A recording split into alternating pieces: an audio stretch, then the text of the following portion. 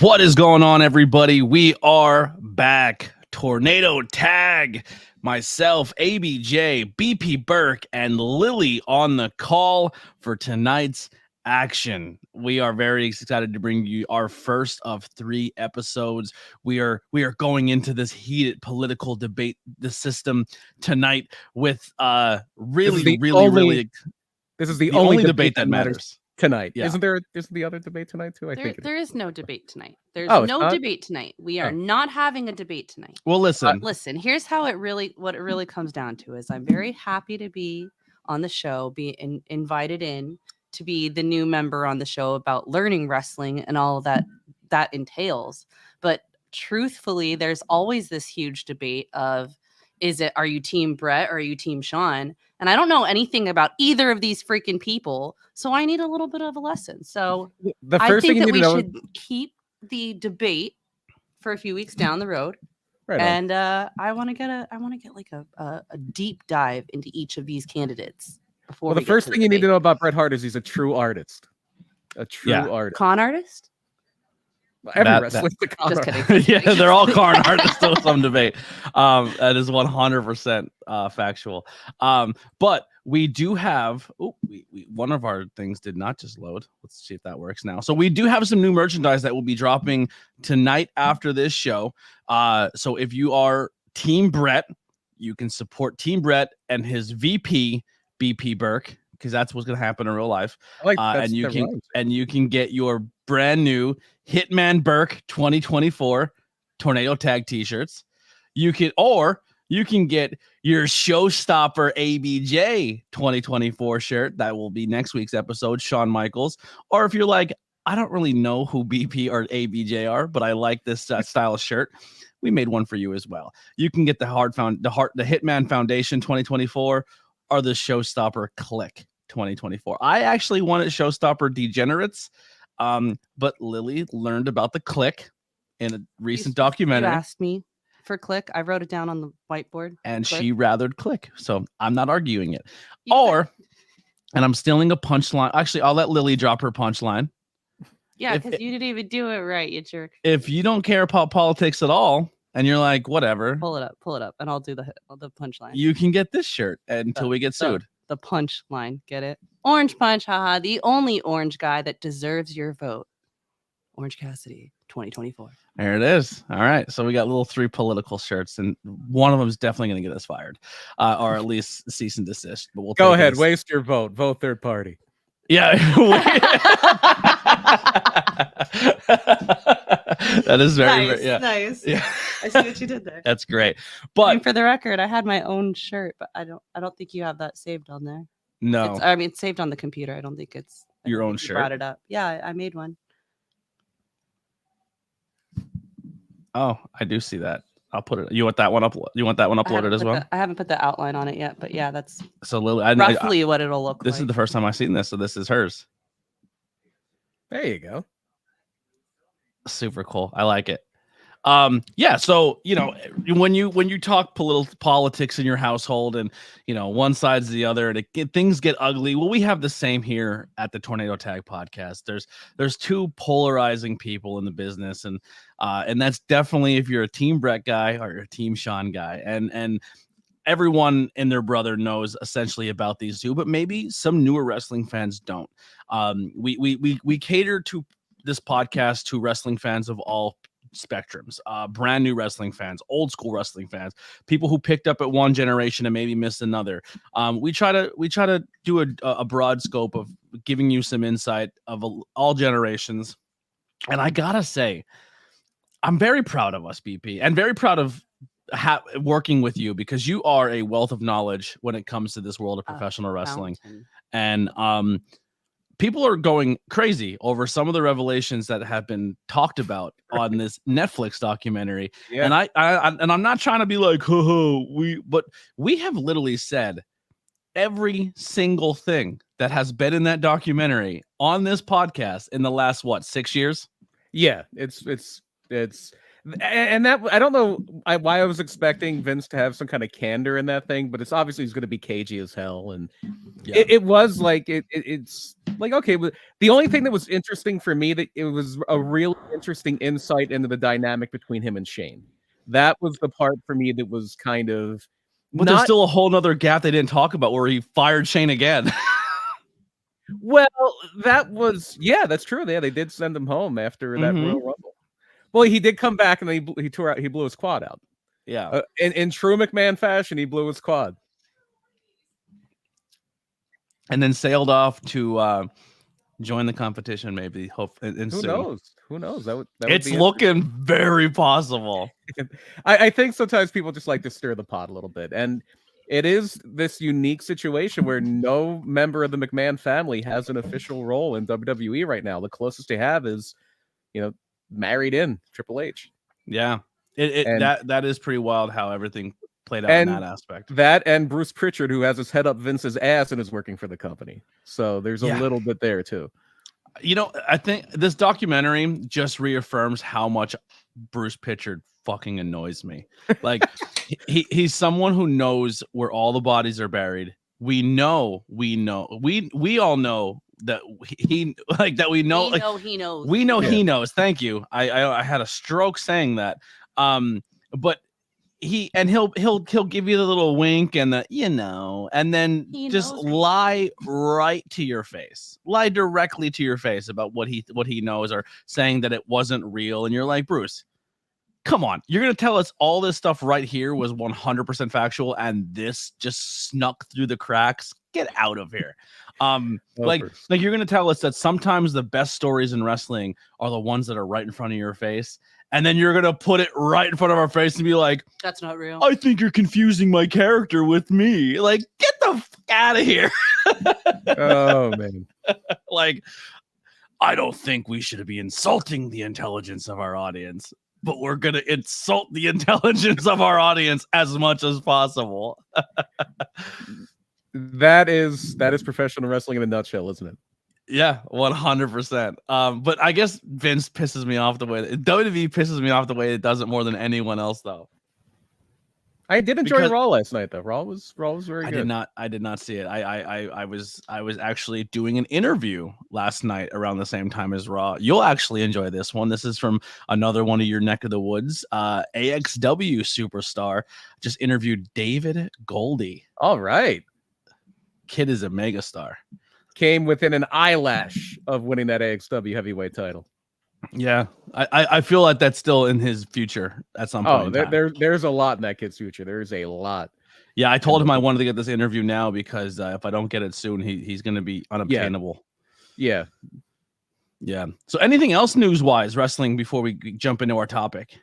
And they did mention this on Raw very tastefully. Hall of Famer Pete Rose. Obviously, that was a marketing gimmick, but Hall of Famer Pete Rose did pass away yesterday. So the whole idea with that was, if you don't know baseball, Pete Rose is the all-time hits leader in professional Major League Baseball. More hits than any other player ever. I think now they say that if you took Ichiro's numbers in Japan and in Major League Baseball, it would be ahead of Pete Rose. But Pete Rose is the all-time hit king. Legendary player for the Cincinnati Reds, had a few years with the Phillies as well, was part of their team that won the World Series in 1980. And then when he was managing the Cincinnati Reds a bit later in the 80s, very controversially, was found to have bet on baseball and was banned for life from baseball, not able to go in the Hall of Fame to his dying day, was not in the Hall of Fame. And it's not even a lifetime ban, it's an eternal ban, like Shoeless Joe Jackson, who was part of the World Series scandal in 1919. He's dead and he's still not in the Hall of Fame. So what WWE did is they had Pete Rose come into Boston as for WrestleMania 14 as a guest ring announcer, and he healed up on the Boston crowd. This is before the curse was broken. He's talking about, I left tickets for Bill Buckner and he dropped them between his legs and stuff like that. And he's just completely healing up on Boston. And then next year, WrestleMania 15's in Philly. And they had a whole thing where like Kane would always go after Pete Rose. He tombstoned him at WrestleMania 14, and then he attacks Kane as the San Diego Chicken. Yeah, there you go. Pete Rose was he was the guy that put the Phillies over the top. They had a great core. They were a laughing stock, and they were starting to get there. They had Mike Schmidt, they had Steve Carlton, they had a lot of great players, but Pete Rose is the guy that put them over the top. He's like And- our Jaden Daniels. Yeah, except it actually happened, and it's not speculation, although it's looking good for you. It is looking good for you. It's looking very good for you. But yeah, it's not overreacting to say that 4 games into a guy's career. But Listen, I haven't seen our team put up 42 points in a very long time. you have every reason to be excited about that kid. That kid's impressive. Yeah. So with Pete Rose, the whole thing was he was never able to go into the Baseball Hall of Fame. When WWE revived their Hall of Fame in 2004, they're like, we should put Pete Rose in there. It's a publicity stunt, and it worked. But he did have some really fun moments there. I guess otherwise in news, tonight in about less than 2 hours now, it's the first NXT on CW. So they loaded up that show. I believe they're doing Ethan Page and Trick Williams. I know they're doing. I'm gonna put it on here. We should be done before it goes, just in case it's not. But we are gonna lead into NXT. We're gonna try our best to end before NXT. So I don't think we're going 2 hours. I don't think we're going 2 hours. Yeah. Julia and Roxanne Lopez. Sorry, Lily. Julia and Roxanne Lopez tonight. Go for it. I was just gonna say, there's been a lot of deaths, celebrity deaths lately. The guy who played Oogie Boogie died. The voice actor for Oogie Boogie from Nightmare Before Christmas died this morning. And Mutombo. Died yesterday. Dame Maggie Smith passed away over the weekend. Yeah. John Amos, who was the star of Good Times, he passed away. James Earl Jones, I still haven't gotten over it. It's just like since that happened, it was like boom, boom, boom, boom, boom. Here's another and another and another. The crazy thing about John Amos is he apparently died in August, and it just came out now. Oh, geez. One of the guys. Oh, really? One of the guys from American Pickers died. Yeah, but Hulk Hogan still breathing, still alive. Jesus. And that no good Bill Goldberg. And freaking Carol Baskin. Yo, I said I'm not hating on Bret, and I'm not. But when I heard him say in that documentary that I think they killed Owen to get back at me, I almost threw something at my TV. He walked it back. Yo, I was like, this guy will find a way to make anything about himself. I literally was like, I can't. I'm in the chat like, you gotta be effing kidding me. And then he was like, I don't mean that. I took it back. Like, I was just really upset. I was just like, all right, Bret. But Jesus Christ. The crazy thing about that is he was actually supposed to be shortly after that on the Tonight Show. And they canceled the thing because that was around the time, if I'm not mistaken, that was around the time that Jay Leno was getting involved with WCW and actually wrestled for WCW. Yeah. All right. Anything else news-wise we want to cover? Nothing I can think of. I don't think there was anything super monumental at Raw, except for they did the whole Big Show Brock Lesnar breaking the ring spot. Seth Rollins is back. Yeah, I heard he came back. I didn't get to see that yet, though. But I have completely been checked out of content because I've been just really grinding this month, almost every day recording content to build a big backlog. I'm happy to say we're not done recording. We still have to do more episodes of Tornado Tag. Tornado Tag will be every Tuesday, but we may sneak in some bonus content on Fridays. I know all the 5 questions with ABJ drop on Fridays, but every now and then you may see an episode drop here and there. And there's some episodes that are on the docket that may bump back another week. So we do have the debut of Truth Behind Illusion dropping on Halloween. We're going to drop it on Halloween, which is really exciting. The brand new debut, the return of Banging Beers happens, I believe, next week. On Monday? Oh, on Monday, Bangin' Beers returns, which I'm super excited for. I love the new format. It is still open for people to come join me. I will be doing some Pilgaroo episodes, which you'll most likely see BP Burke on in the near future because they changed their beers so much. You're going to see a lot of Pilgaroo love on Bangin' Beers. Not Cool in High School is going to return this month. We're going to do a Beetlejuice episode. So that's coming. Some of them will be live. Some of them won't be live. And then I still got to get back with Sunny DeFarge to finish our Terminator. I got to get back with Kim Rose to do horror movie villains, horror movie stuff. Congratulations to her on her recent engagement. Yes. Also, I'm doing another horror movie franchise review with a wrestler. So that's exciting. So I'm going to sit down for at least 8 movies and do the entire Halloween franchise with Kit Raff. All right. Yeah. There's only 8 of them? There's got to be more than 8 of them. There's only 8 that we care about currently. There's 6 Halloween movies. Then there's 2 Rob Zombies, and then 3 post ones. So it might be more than 8. Yeah. But also we're going to be doing a little bit of like maybe like more short form. We're going to be doing some like snack reviews and things like that as well, and maybe some gaming content. Yeah, gaming's coming back. So once I get things situated, so the channel is really going to be kicking off with a lot of cool content, and I have a nice backlog that I can do that, but also it gives me more time to then focus on watching wrestling and getting back into wrestling weekly. And I think that's really going to kick off for us, at least when we go and hang out with our boy Joel Ruda this weekend and watch Bad Blood. So we're going to go and film some content with Ruda. Also, Blazing Buds is coming soon, and I found a really fun way to do that. I'm still going to do interviews with that too, because I still have an interview for that episode that I want to do. We're still going to talk about reviewing the products, but it's not so much about the review, it's just what we're trying and what we like. But we have a fun. I think we should name it. What kind of dumb shit is this? No, I still like Blazing Buds, and the logo's done. But Blazing Buds is going to be very like current news. But we're going to be talking about current news a little high. Yeah. All right. Yeah, a little high. Under the influence. I think that's the only reasonable way you can watch current news today. It's hard to take in sober. It really is. So we're going to be talking about current pop culture, and Blazing Bud's going to be a mix of little everything. It's going to be possibly wrestling talk. There's no general topic of what Blazing Buds can be, but one of the only stipulations is you just gotta spark up a little bit with us to talk. But yeah, we're pumped. It's gonna be pumped. It's gonna be, and that might be a weekly show. Banging Beers will probably be like once or twice a month.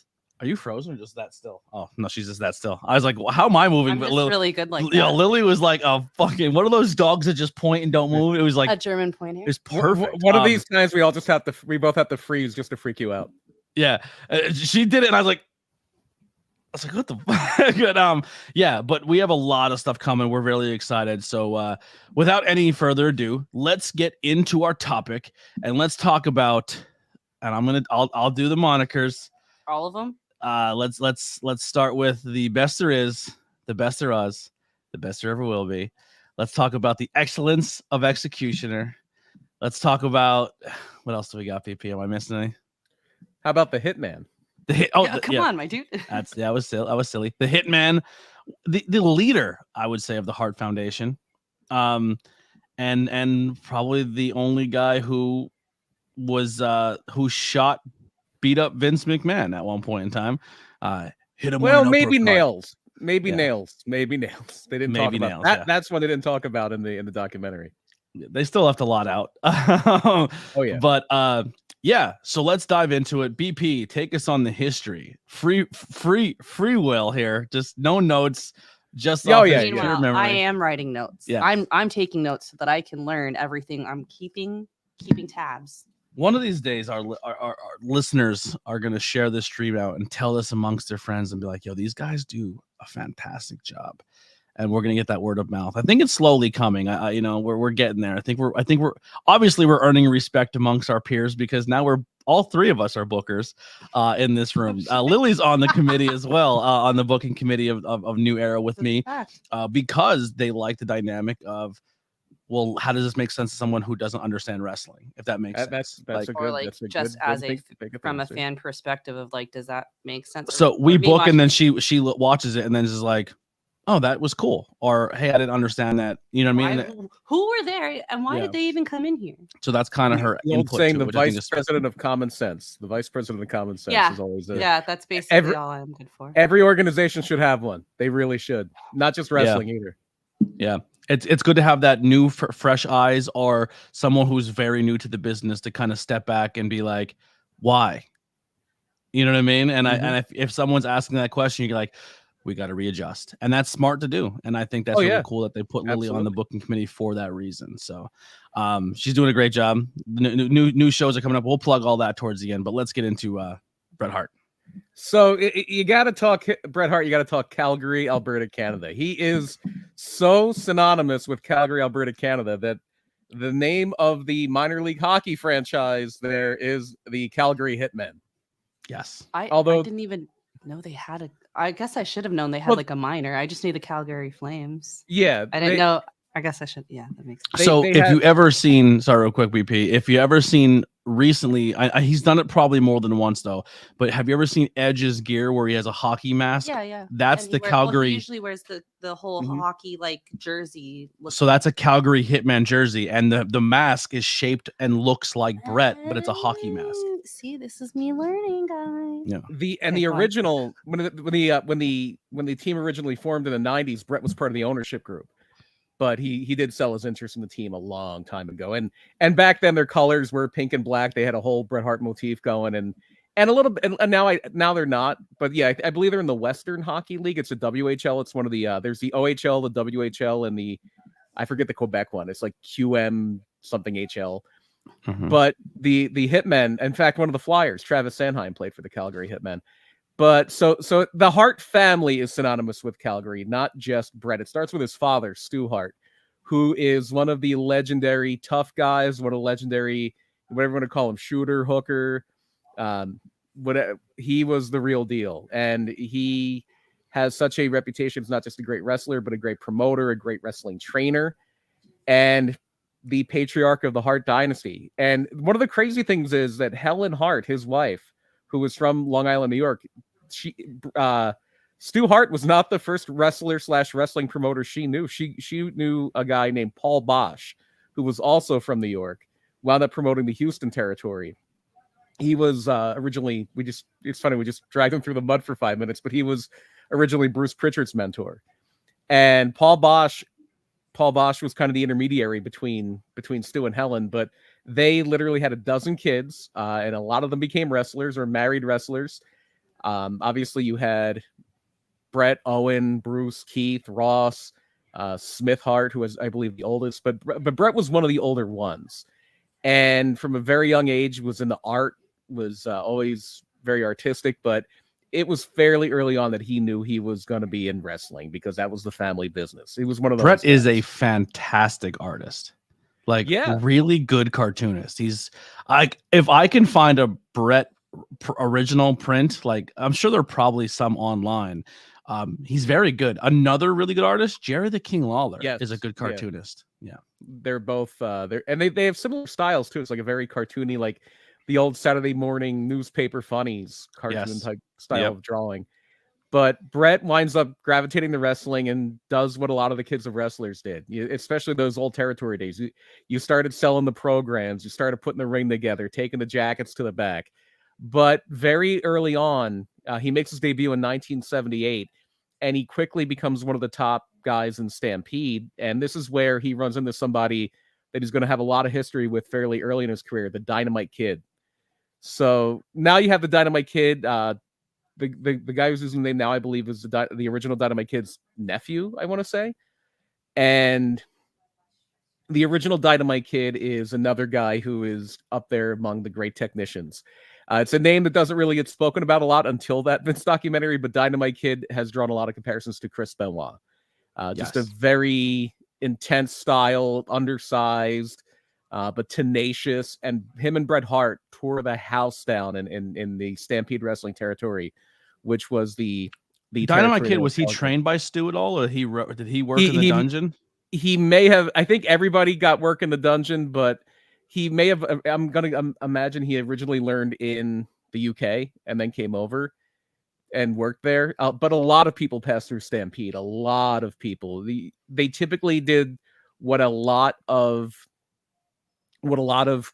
companies would do then, especially companies outside. Well, even in the United States, a lot of your heels were foreign. Like if you're in the United States, your heel might be the Sheik or the Iron Sheik, or either Sheik, or it might be, if you're going back to Fritz von Erich's days, the reason Jack Atkinson became Fritz von Erich was because he was pretty much playing a Nazi, because it was shortly after World War II. And they would do that in Stampede. They had one of their tag teams was literally called the Viet Cong Express.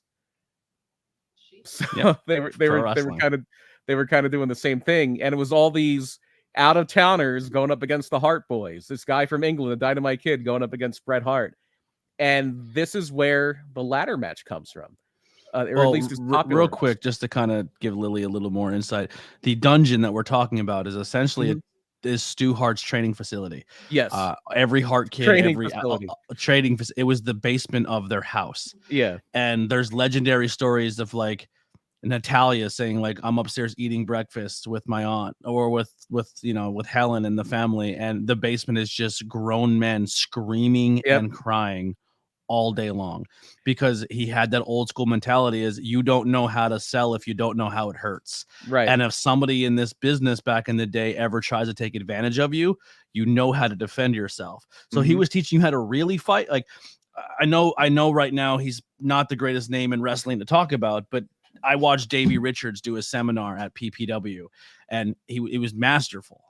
Because he's like, here's how to put a knee bar in, and here's how to make it look really good. And no matter what I do, if I wrench or pull or anything, it looks amazing, but there's no leverage and this isn't going to hurt. But if I do this and I put my thumb here and I move you just a hair and now I move, and the kid's like, ah! And he's like, now I can break your knee. So if you're ever in a situation where someone doesn't want to play ball, here's how to defend yourself. And that's kind of how the dungeon, that's kind of how a bad Billy Walker and a Johnny Rodz trains. Like, you learn how to make it hurt in case you have to. That's how everybody trained back then. And literally the first or second day in training, Hiro Matsuda broke Hulk Hogan's leg. Legit broke Hulk Hogan's leg. Yeah. And so Stu kind of, he was one of those guys, because he was the real deal. He was as real as it got. And if you came out of the dungeon, you knew you were a badass. And especially those guys who were kind of athletes or bodybuilders who kind of poo-pooed wrestling. Hey, come on down to the dungeon. I'll show you a few things. Which is why I love, just going to the independent side real quick. This is why I absolutely love Abs, because you look at Abs and you're like, what a nice guy. Like, what a softie. And you're like, wait, who trained you? You're like, oh, please keep this guy nice, because he has stuff in here that he could lose it real quick. and then you look at somebody like Masha Slamovich, you're like, oh yeah, checks out. That checks 100% checks out. Yeah. So Stu, he had his sugar holds. He would always, which is a hold that was like an inescapable hold that you could just use to, like, kind of, for lack of a better term, torture people. And yeah, it was not uncommon to hear screams of pain coming from the basement of the Hart house. And a lot of people did pass through. A lot of people also passed through the Hart Wrestling Academy. And a lot of the reputation comes from later, where Chris Jericho, Lance Storm passed through there. But literally, if you read Chris Jericho's first book, he's like, the only time I saw a member of the Hart family was when, I think he said, like, Keith Hart or Ross Hart, one of the Harts, like, came to collect my money. And it wasn't even in the dungeon. It was in a bowling alley. They trained in a bowling alley. Yeah. So also very weird family. The Harts legendary weird family. Legendarily eccentric. They had a bear. You weren't going to smudge any of the competition. I'm not smudging. That's fact. That's not a fact. That's an opinion. No, that is the entire opinion of the wrestling scene. That's an opinion still, though. I need this in facts. The Harts are weird. The Harts are factually weird. Yeah. Bret's an eccentric guy, and him and Owen were the normal ones. Him and Owen were Owen was the most normal one, it seemed. Owen just wanted to retire and become a firefighter and raise his kids. So yeah, like they had back in the 70s, especially, it was very in vogue in the early 80s even to have wrestling bears. Like, there were a few there was Victor and there were a few other ones. They were literally bears that they would train to wrestle. They would put a muzzle on them, and basically you would, like, squeeze the bear here, and they knew how to do a snap mare and a few other basic things. And when they would bring the bear into Calgary, they just kept the bear at the Hart house, the Hart family home. And they said, like, Stu would put, like, mayonnaise or something on his feet and have the bear lick it off because he thought it kept them clean. He legendarily would use a spatula to clean out his the cat's litter box, and then without washing it, go right back to making breakfast with the spatula. So that's not weird. That's unsanitary. Oh yeah, it's weird. It's Stu Hart. I almost did a Stu Hart impression there. I promised straight jack. I promised myself I wouldn't do a Stu Hart impression, but Stu Hart's not afraid of germs. Stu Hart can't. I'll stretch the germs. So we were watching old Bret Hart matches on like the best of, like they have a compilation of all of his matches. I fell asleep, but she was watching a lot of it, and I woke up to like him and Bam Bam Bigelow wrestling on Coliseum Video. No, Coliseum Video, when they had all those exclusive matches when it was during his IC run, and I'm just listening to Bobby on commentary. I think it was Bobby, Vince, and Macho Man. Wasn't Bobby's best 3-man booth, but it was still Bobby being Bobby. And she's like, I don't like him. He's too mean and misogynistic. I go, oh. He's very of his I mean, time. I feel like you shouldn't be surprised either, because like I don't find your misogynistic jokes funny either. Like I get why you say them, but that doesn't mean I find them funny. Bobby shouldn't be a surprise no, to you. No humor over here. You also have to keep in mind that no joking. There's in there. Don't touch me. You also have to keep in mind that Bobby was a heel, and heels back then had a lot more free reign to kind of push the envelope. No, Bobby, so it starts. The whole thing that got me was when it very first started. When Bret Hart first comes out, it's showing to the camera, right? It's showing all the audience, and it's all these girls, and all these girls they're young girls, like freaking 12 and 13-year-olds, and there's Bobby Heenan, woof. And I'm like, what the? So somebody else says, I guess it was Vince, was like, what are you barking at? And he's like, did you see her? And I'm like, what the, bro? Like, she's like 12. What are you talking about? And then if there was an old woman in the crowd, they mistaken her for Bret's mom. Helen Hart. Yeah. So both Stu and Helen lived to a ripe old age, so those spatulas weren't too bad. They both lasted a while. So Bobby Heenan, it was a different time, and like literally there was an Asian job guy in the 80s, Ricky Ataki. And it's like, if you beat Ricky Ataki, you want to beat him again an hour later. That was one of his jokes. Yeah. So Bobby, your mic's doing that pop thing. If you're bumping it, be careful. I made you got to stay a little more still. I was just grabbing a drink of water here. So gotta get you a new XLR cable. Remind me. I have other ones. I can try to swap it out. I have a shit ton. I have a list of things for this weekend that we got to take with us to Ruta's house. So I'll just add it to the list. Add it to the list. Yeah. So Stampede kind of falls under the same thing as a lot of the rest of professional wrestling, where here comes the WWF, they're taking over everywhere. And they even expand into Canada. It wasn't just limited to the United States. They wanted to take over Canada as well. Mexico, they never really tried. Mexico held strong, but Canada, they take over Maple Leaf Wrestling, which is where Jack Tunney comes into the fold because his father was a promoter there. And they do a deal with Stu to take over Stampede. And it was that if you can't beat him, join him thing. So the around 85, 86, the Stampede Wrestling gets folded into the WWF. Now, and here's something they don't even talk about in that Vince documentary. They said in exchange for shutting down the territory, Vince was going to pay Stu Hart X amount of dollars a year. Didn't pay him. So Stu started running again. And Stu never really fought it because as part of the whole Stampede deal, WWF takes on Dynamite Kid, Davey Boy Smith, as the British Bulldogs. The tag team, Davey Boy Smith is later on just would be the British Bulldog, is married to, or was married for a long time, and at this time, to Diana Hart, who was Bret's sister. Yep. Jim Neidhart, who is Natalia's father, is another one that was married to, I believe, Ellie Hart, another one of the Hart daughters. And so Neidhart, Bulldog, Bulldogs. I'm just gonna pull up a family tree, I think, because I'm already confused on who's who. There's so many. So the only actual Hart members in wrestling at this point are Bret, Owen, and the rest are all. Well, I'm saying in WWF, it's in Bret, WWF, Owen, Bret, Owen, and then the rest are brother-in-laws. Yeah, right. Yeah, like Bruce Hart never really had a run there. I'm just saying, like, so I knew a few of those names, but I didn't realize they were all technically in this. It's still in the family, whether they're cross-promoting or not. They are the Hart Foundation. Yes, and then so you have the British Bulldogs. They come in as a team, and then Bret Hart and Jim Neidhart come in as a team called the Hart Foundation, managed by Jimmy Hart. No relation. No relation. Spelled differently. Yeah, no, it's spelled the same. It's Hart. Oh, I thought he spelled it differently. And it's both of their real names. Like, that's Jimmy Hart's real name. That's Bret Hart's real name. Yeah. But they're no relation. Yeah. But great matchup.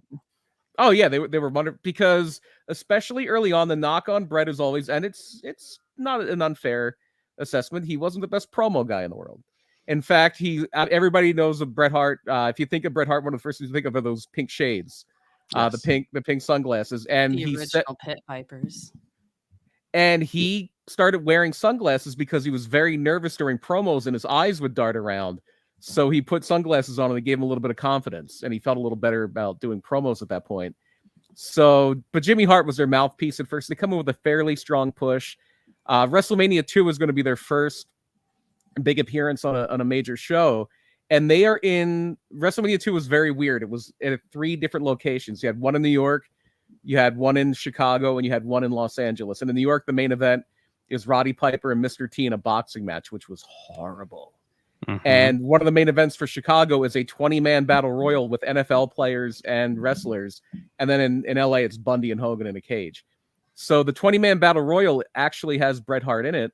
And if he wasn't, I think he was the last guy eliminated, if I'm not mistaken. Andre the Giant, if I'm pretty sure I have this right, grabs Bret and throws him on a Neidhart. Yeah, before the Pit Vipers, he had just the Silver Aviators. Mm-hmm. And so the Hart Foundation are coming in as heels.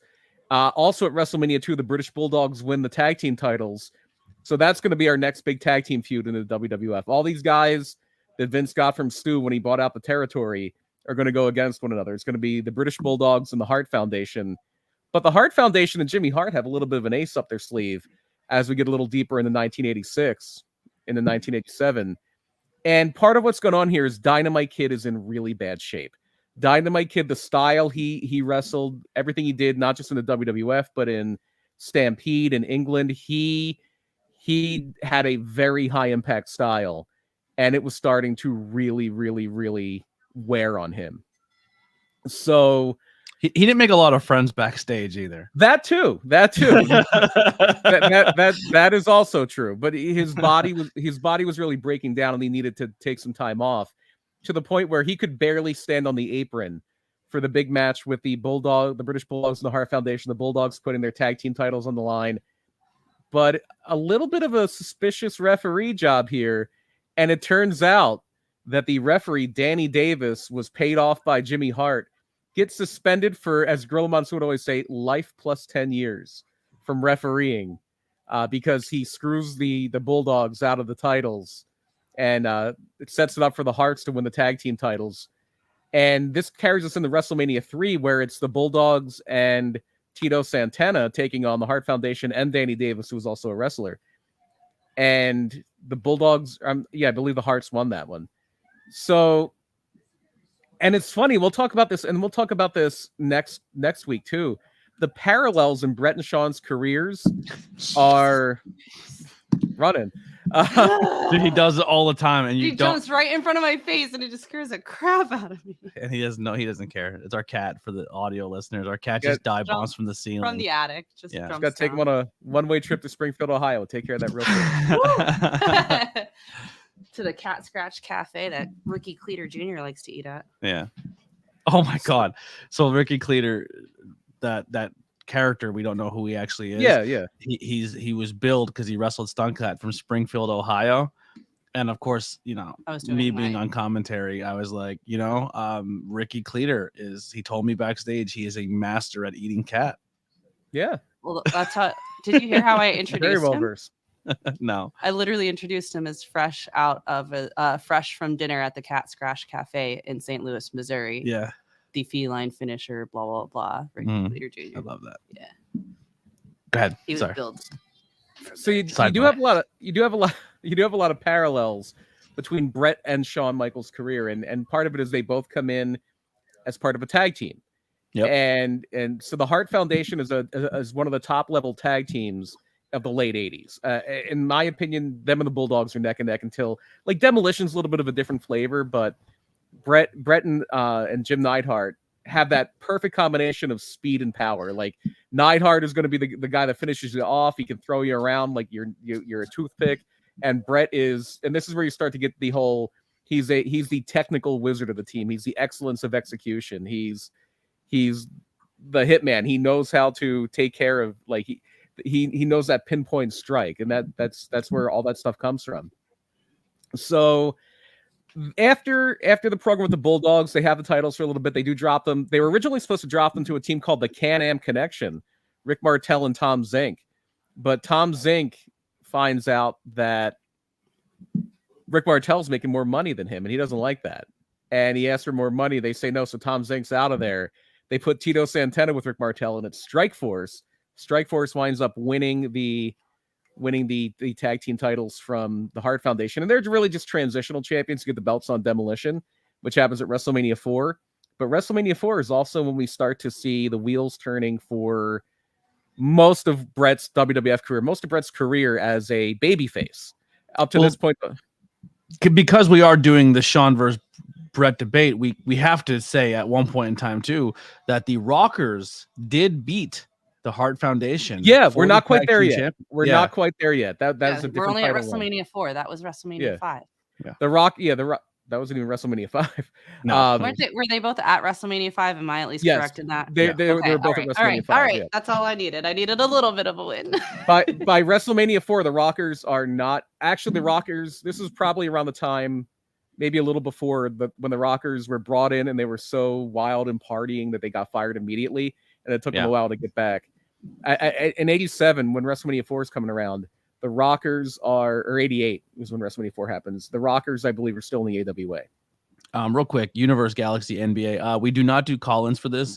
This is like a podcast style format, so we kind of just do our topic, but we do interact with the chat. So if you guys have any questions and stuff, you can post them in there. No one else can see. So the babyface turn kind of takes form in the summer of 1988, and this is really personal for me because this is around the time I go to my first wrestling show, and the Hart Foundation are on it.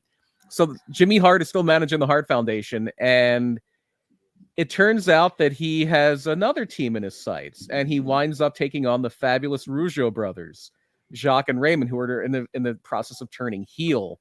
So the heel turn, the flip comes in the summer of 88, where Jimmy Hart just starts clearly putting the Rougeaus in higher positions in the Hart Foundation, and that's the catalyst for the double turn.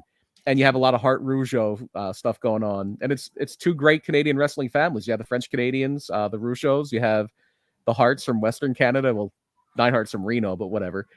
And that kind of propels them forward. And 88, 89, they're a little directionless. It's not a great year for the Hart Foundation. 89, they do wind up wrestling Honky Tonk Man and Greg Valentine, a pre-Rhythm and Blues at WrestleMania 5. They wind up losing to the Brainbusters in a title match at SummerSlam.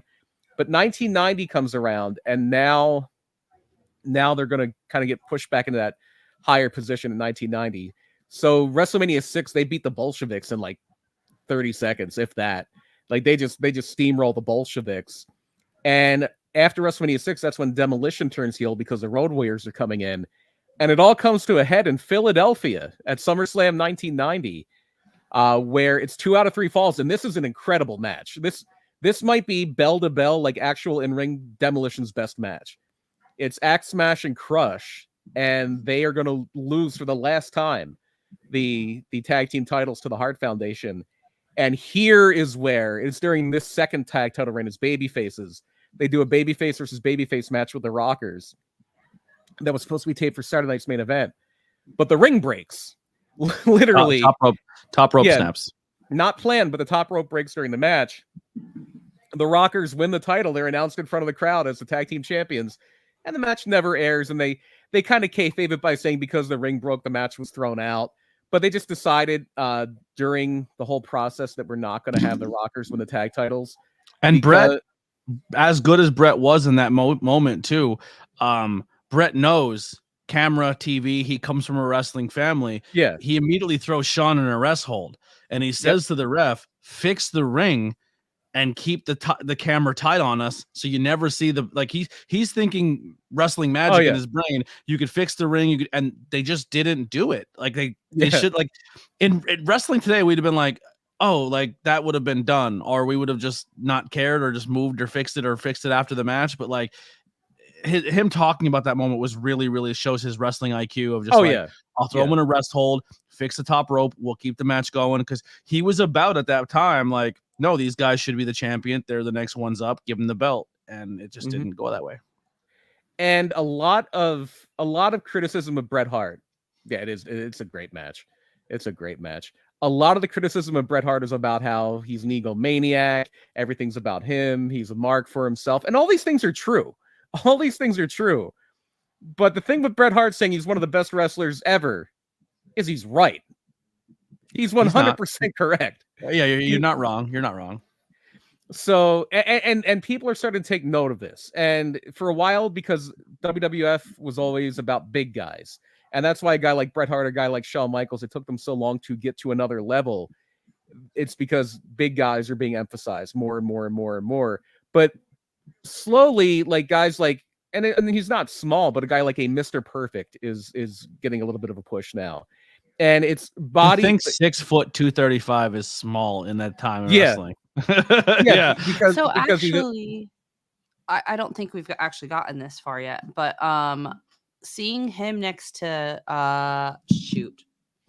Oh my gosh, Razor. How tall is Razor Ramon? It's like 6'5", 6'6". He looks like a yeah. giant compared to Bret Hart. Scott Hall was a big man. I always make the joke because when the NWO was over in WCW and you would have Hall, Nash, and Six, 1, 2, 3 Kid, X-Pac, he would always, Scott Hall would always say, the big man, the little man, and the medium-sized man. And it's like, only in professional wrestling is Scott Hall the medium-sized man. Yeah. Scott Hall was a giant. Yeah. Scott Hall was, in any other, besides basketball, Scott Hall was a physical specimen. Like he was probably 6'5" at bare minimum. He was a tall guy. Let's look that up. Well, and we're gonna get to Scott Hall very quickly because this 6'7". title reign, that might be a kayfabe pipe, but it's close if it's not. They have so I googled it. It says him 6'7", Kevin Nash 6'10". So 6'6". He's 6'6", Yeah. 6'5". Yeah, Probably. So that's elevator boots. Yeah. So this tag title reign that goes from SummerSlam of 1990 to WrestleMania 7 is kind of the last hurrah of the Hart Foundation. And so they lose the titles at WrestleMania 7 to the Nasty Boys, who are managed by their old manager, Jimmy Hart. And that's the last tag title reign for the Hart Foundation, because at this point, Neidhart is going to kind of phase into, he's an announcer for a little bit and he doesn't really wrestle. And the year after this, he's going to come back with Owen Hart as the new foundation. But the breakup of the Hart Foundation allows Bret Hart to really start to spread his wings in a singles career. And you want to talk great matches. You want to talk amazing matches. SummerSlam 91. Bret Hart keeps... If Shawn Michaels is Mr. WrestleMania, Bret Hart might be Mr. SummerSlam. Because especially these early SummerSlams, Bret was stealing the show constantly. And SummerSlam 1993 doesn't really, but 92 is no different, or 91 is no different, because him and Mr. Perfect, who is in agony, he's about to, what he thinks at the time is a career-ending back injury because he had this Lloyd's of London insurance policy. They have a great match, and Bret Hart wins the Intercontinental title for Mr. Perfect in just an incredible match. That SummerSlam 91 is one of my favorite shows ever. And a big part of it is this Bret Hart, Mr. Perfect match. But now Bret is very quickly gone from having this great tag team career to 3 months after the Hart, or 4 or 5 months after the Hart Foundation breaks up, he's now the Intercontinental Champion. And he's really being positioned as this guy who is incredible, like just an incredible technician. It's a little different than usually WWE's not just the land of the giants, but it's the land of the gimmicks. And one of the lasting legacies of Bret Hart is he was the first guy who his gimmick is just like, he's a great wrestler. Like that's the entire Bret Hart thing. He was a hitman, but he never portrayed himself as a legit hitman. His hitman was like he was a pinpoint sharpshooter at your limbs. Like that was kind of his. And this is around the time when he gets that singles run that he starts using the Scorpion Deathlock, and they call it the sharpshooter, which fits right into it. Mm-hmm. But Sting kind of popularized that in the U.S. I believe it was, I want to say Hiroshi Hase may have invented it, who was, if I'm not mistaken, one of the guys in the Viet Cong Express back in Stampede. But yeah, he starts implementing the sharpshooter here. He starts implementing the 5 moves of doom, where he doesn't have just a finisher, but he has a finishing sequence that he does. The Russian leg sweep, the backbreaker, the elbow off the second rope. He has a finishing sequence. What are the 5 moves of doom? I don't remember the exact moves now, but where most wrestlers would have a finisher, like that one move they can hit, like Sweet Chin Music or the Tombstone. Bret Hart had that. He had the sharpshooter. Bret Hart had his sharpshooter, but he would set it up the same way pretty much every time. He had a finishing sequence, not just a move. So it was called, but they named it that. The 5 moves to Doom? You froze out a little bit. I think you're good now. No, yeah. They never said that, but that's what it became known colloquially as. Like just I got like in the video game aspect, it kind of became like, oh, here's your signatures, here's your finisher, right? And then Bret was he was the signal. Like that era of wrestling was like, if Hogan hits the big boot, the big boot leads to the leg drop. Like it's just like your sequence to get to your finish. He real quick, just going back to that Bam Bam match I watched with Bret Hart, he hits this like elevator drop, like he's on Bam Bam's shoulders and pulls a schoolboy roll up from Bam Bam's shoulders, and it's like masterfully done. Can I say the victory roll? Thing that bothered me? The victory roll. The one thing that bugged me about that match. So like, there's a part where Bam Bam's picking him up for a suplex, and he like counters it right, and then knocks him over. But then the match continues to freaking go, and the part where Bam Bam has him up in the air. And he's just like, I'm dead. And the ref is like picking up his arm, and he's like, oh yeah, nope, dead. And then all of a sudden he's like, my neck is still hanging, my legs are still noodles, but my thumbs are up in the air, brother. That was it was like, what are you doing, my dude? Even in that match, Bret's comeback, like where Sean would have kipped up. Bret does a back tumble set roll and then pops up, and then I mean, to be fair, he did wrestle a lot that day. Yeah, but Bret also just going back and rewatching it, man, his strikes were so good. His kicks were so good. Like when he hit a wrestler, it looked like he was legit kicking and punching. He probably was, but might have been. His strikes. One of the things Bret prided himself on is he never injured anybody. He never hurt any. Like he probably was a little snug just to make sure it looks good, but he never hurt anybody. Yeah. And so here it is. I wound up looking it up. The 5 moves of doom were the inverted atomic drop or the Manhattan drop, the Russian leg sweep, backbreaker, elbow drop from the second rope sharpshooter. Although sometimes it would start off with a vertical suplex or a running bulldog. And like these are all like the side Russian leg sweep are the that was like a staple. Yeah. Yeah. The pendulum backbreaker, he would do a lot if he could lift the guy. And one of the other great things I love that what Bret would do, and he could literally, he said, move the ring a few inches by doing it, is he's the only guy I really know that would sometimes take that turnbuckle bump from the chest. He would like run full speed in that turnbuckle, and he could move the ring. Yeah. So he hit it so goddamn hard. Yeah, so hard.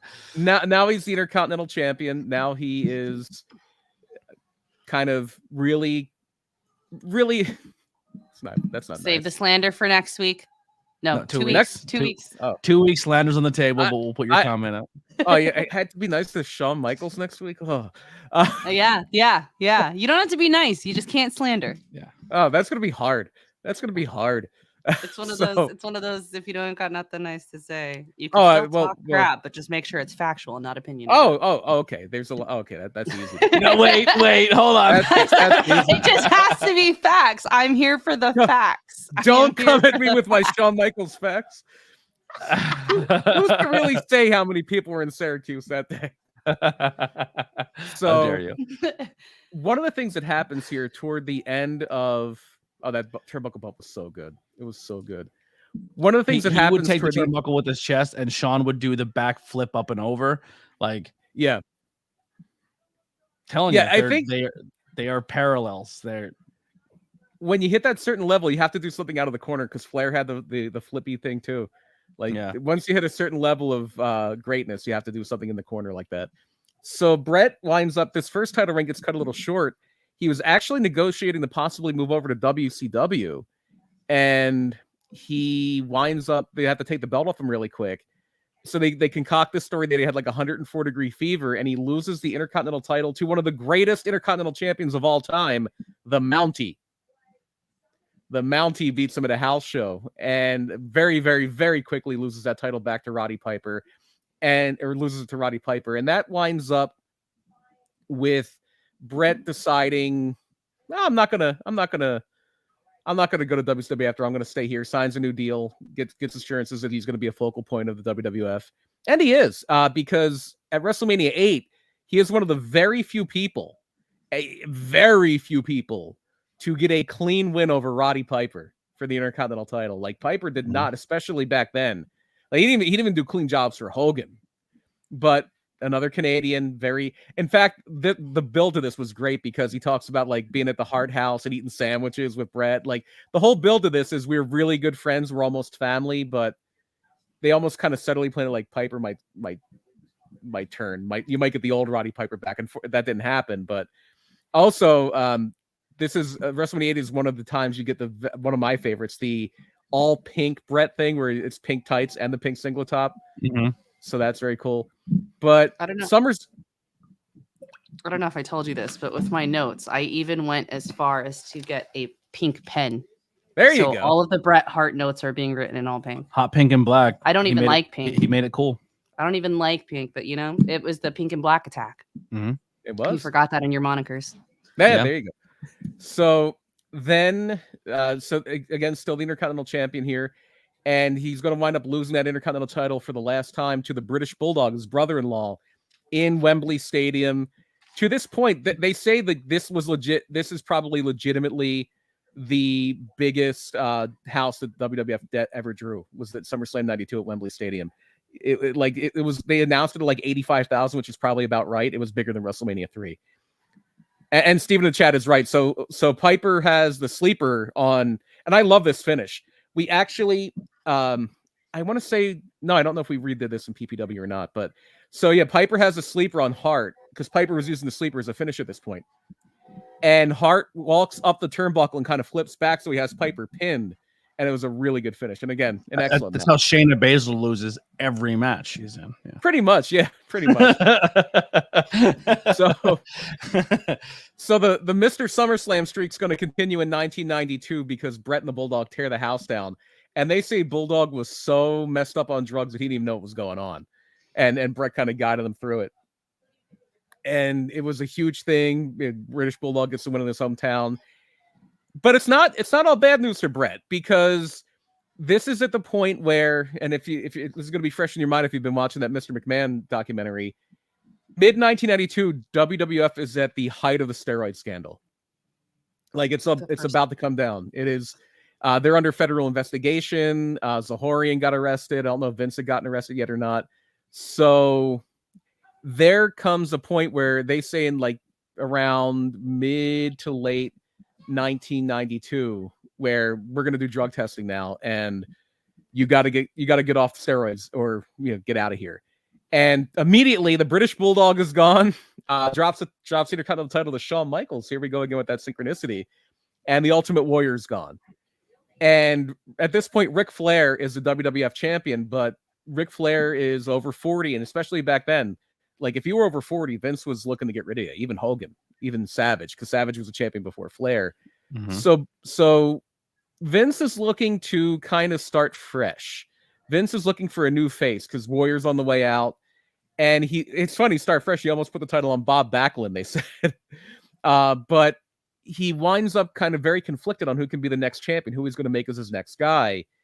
And he's looking at kind of all the different aspects of the business, and he looks at all this fan mail that Bret Hart is getting. Like Bret Hart is getting so much more fan mail than anybody else, and Bret Hart is incredibly popular internationally because even though the American business by 1992 was starting to really lag and the steroid scandal's not helping it, and they're really struggling domestically, internationally, Bret has always been a huge draw in Canada, but even in Europe, Bret Hart was super, super, super over on European tours. So they decide we're going to. Well, also Vince also said during this documentary too, and Bret says it. You look around the locker room, and Bret was one of the only guys that had values and morals, and you weren't. I mean, he wasn't out doing what most of the other. I mean, he partied like the rest of them, but he wasn't like. You weren't going to find he was cheating on his wife or he was. About that. I wouldn't go that far. No, I he wouldn't. was the brightest star of the most moral guy on the roster, other than most. No, I've read Bret's book. No, I've read Bret's book. No. He had his dalliances. You knew Bret wasn't gonna get caught with steroids. You knew Bret. I mean, there had been allegations, like, and people don't know if it was true or not, but they say Dynamite Kid had a story in his book about smoking crack with Bret and the Junkyard Dog in the 80s. But you knew Bret wasn't going to. Bret was the crackhead. You knew. I'm still waiting for the first part of his story, but you had to cut him off and start. I got 1992. Bret Michael leaves. Just kidding. Nothing. No, Bret's gonna be. He's gonna be the guy to take over the world. Right. Championship. Well, that's what I thought. He's about to take it off of Ric Flair, right? Because Ric Flair taps out. Yeah. Ric Flair taps out. Yeah. And it was at a Coliseum videotaping. Like, literally, the only place you could see this was on Coliseum video. Yeah, Bret was the king of Coliseum. Yeah. It was in Saskatoon, Saskatchewan, on Canadian Thanksgiving. Bret Hart beats Ric Flair to win the WWF title. And it's interesting because leading up to that, this is a month or so before Survivor Series 92. And originally Bret was going to wrestle Shawn for the Intercontinental title. And you would imagine Shawn just won the title. He's not going to win it. He's not going to lose it to Bret that quick. So now, instead of it being for the Intercontinental title, that's not on the line. It's going to be Bret and Shawn at Survivor Series. Oh, no. But it's 1992 and Bret Hart wins clean and everybody goes home happy. He beats Razor Ramon at the 1993 Royal Rumble. But guess who's coming back, dude? Guess who's coming back, brother? It's 1993. Monday Night Raw is kicking off. Bret Hart is a champion when Monday Night Raw kicks off. And the whole thing, the one thing I really liked that they did with Bret was when he won the title, they established he's going to be a fighting champion. He's going to just take on all comers, like even like mid-card guys and even baby faces. Like, he wrestles Virgil on Superstars. He wrestles guys you would not normally see the champion wrestle, but the whole idea is Bret Hart is a fighting champion. And so he changed the moniker of you have to pay to see Bret Hart wrestle. Like, he was one, in my opinion, he was one of those first champions. Like, oh, I turn on weekly wrestling television on Monday Night Raw. Bret Hart, the world champion, is going to be on there wrestling. And I don't know if this is the reason they did this, but it might be because at this point he is now everything that Hulk Hogan is not. Yes, he's not a muscle bound guy. He's a very accomplished technical wrestler, and he's gonna be there every week fighting. And he was just trying to carry the torch. He wanted to be that next guy. He wanted to be the guy to get that handoff. And that's kind of the plan, because I believe originally the idea was he was going to beat Yokozuna at WrestleMania 9, but then Hulk Hogan comes back. Jesus Christ. Listen, dude, I think I should win the belt. I think I should win the belt, Vince. Yeah, Bret and Papa Shango on Raw. Bret had a little feud with Papa Shango there for a minute. Yeah. I think I still go back and watch that show, and I'm too. like, how, like, listen, regardless of everything that went down, Vince and Bruce and all those people are creative geniuses. But Jesus Christ, every time that scumbag Hulk Hogan gets involved, it's like, who allowed this to happen? Like, that show is such a train wreck because of that booking. Because Hulk Hogan was Vince McMahon's first love. You never forget your first. Hulk Hogan was Vince's first. And they do tell you like the years that everything. So like the interview that you watched, yes, we watched this interview today, but it tells you at the beginning of the documentary that Vince canceled his last interview. Why didn't they go back and interview Hogan again though? He canceled too. The only time that you see him, he's in the same t-shirt in 2021 when they interviewed him. Mm-hmm. It's now been 3 years, and they were able to interview other people after Vince, like the story came out. But it doesn't say, oh yeah. But even then, other people. The people who agreed to talk on camera, even when they were saying stuff that wasn't positive, they weren't saying anything negative either. It's definitely like how cops protect each other. Pro wrestlers, if you're under the same umbrella, will protect each other. Like, you circle the wagons, 100%. Because even people, when he first left, Dave Meltzer's like, "Do you think he'll be back?" Goes 100%. They always come back. 3 months later, Vince is back in charge again. Like, they always come back. They always come back. We were kind of saying too is that Hogan was he knew who buttered his bread, because everything that made Hogan, he took direction from Vince McMahon. Like, Vince like, do this, say this, and he's like, all right, and he did it, and it worked. Yeah, they had a great partnership and they made a whole lot of money. A whole lot of money. Yep. So when Hogan comes back, Vince kind of gets those stars in his eyes for Hogan. And every wrestling booker's guilty of it. They all have that one little toy they love, and they will find a way to make that toy shine, even though the crowd is sick of seeing that toy. And it's usually not your son. It's usually the people they see in their own image. Vern Gagne and AWA love to put over wrestlers, like legitimate amateur wrestlers. He probably was getting the Brock treatment. Probably was, yeah. If you look at Bill Watts like big, tough ex-football players, because that's who he was. If you look at Jerry Jarrett was an undersized, fiery babyface. That's who he liked to book. They, like a lot of bookers, would try to project their best image of themselves into their top babyface. Vince was a big bodybuilder, muscle guy, and that's Hulk Hogan. That's not Bret Hart. Shut up, Ian. Shut up, Ian Bush. Oh wait, yams. No joke.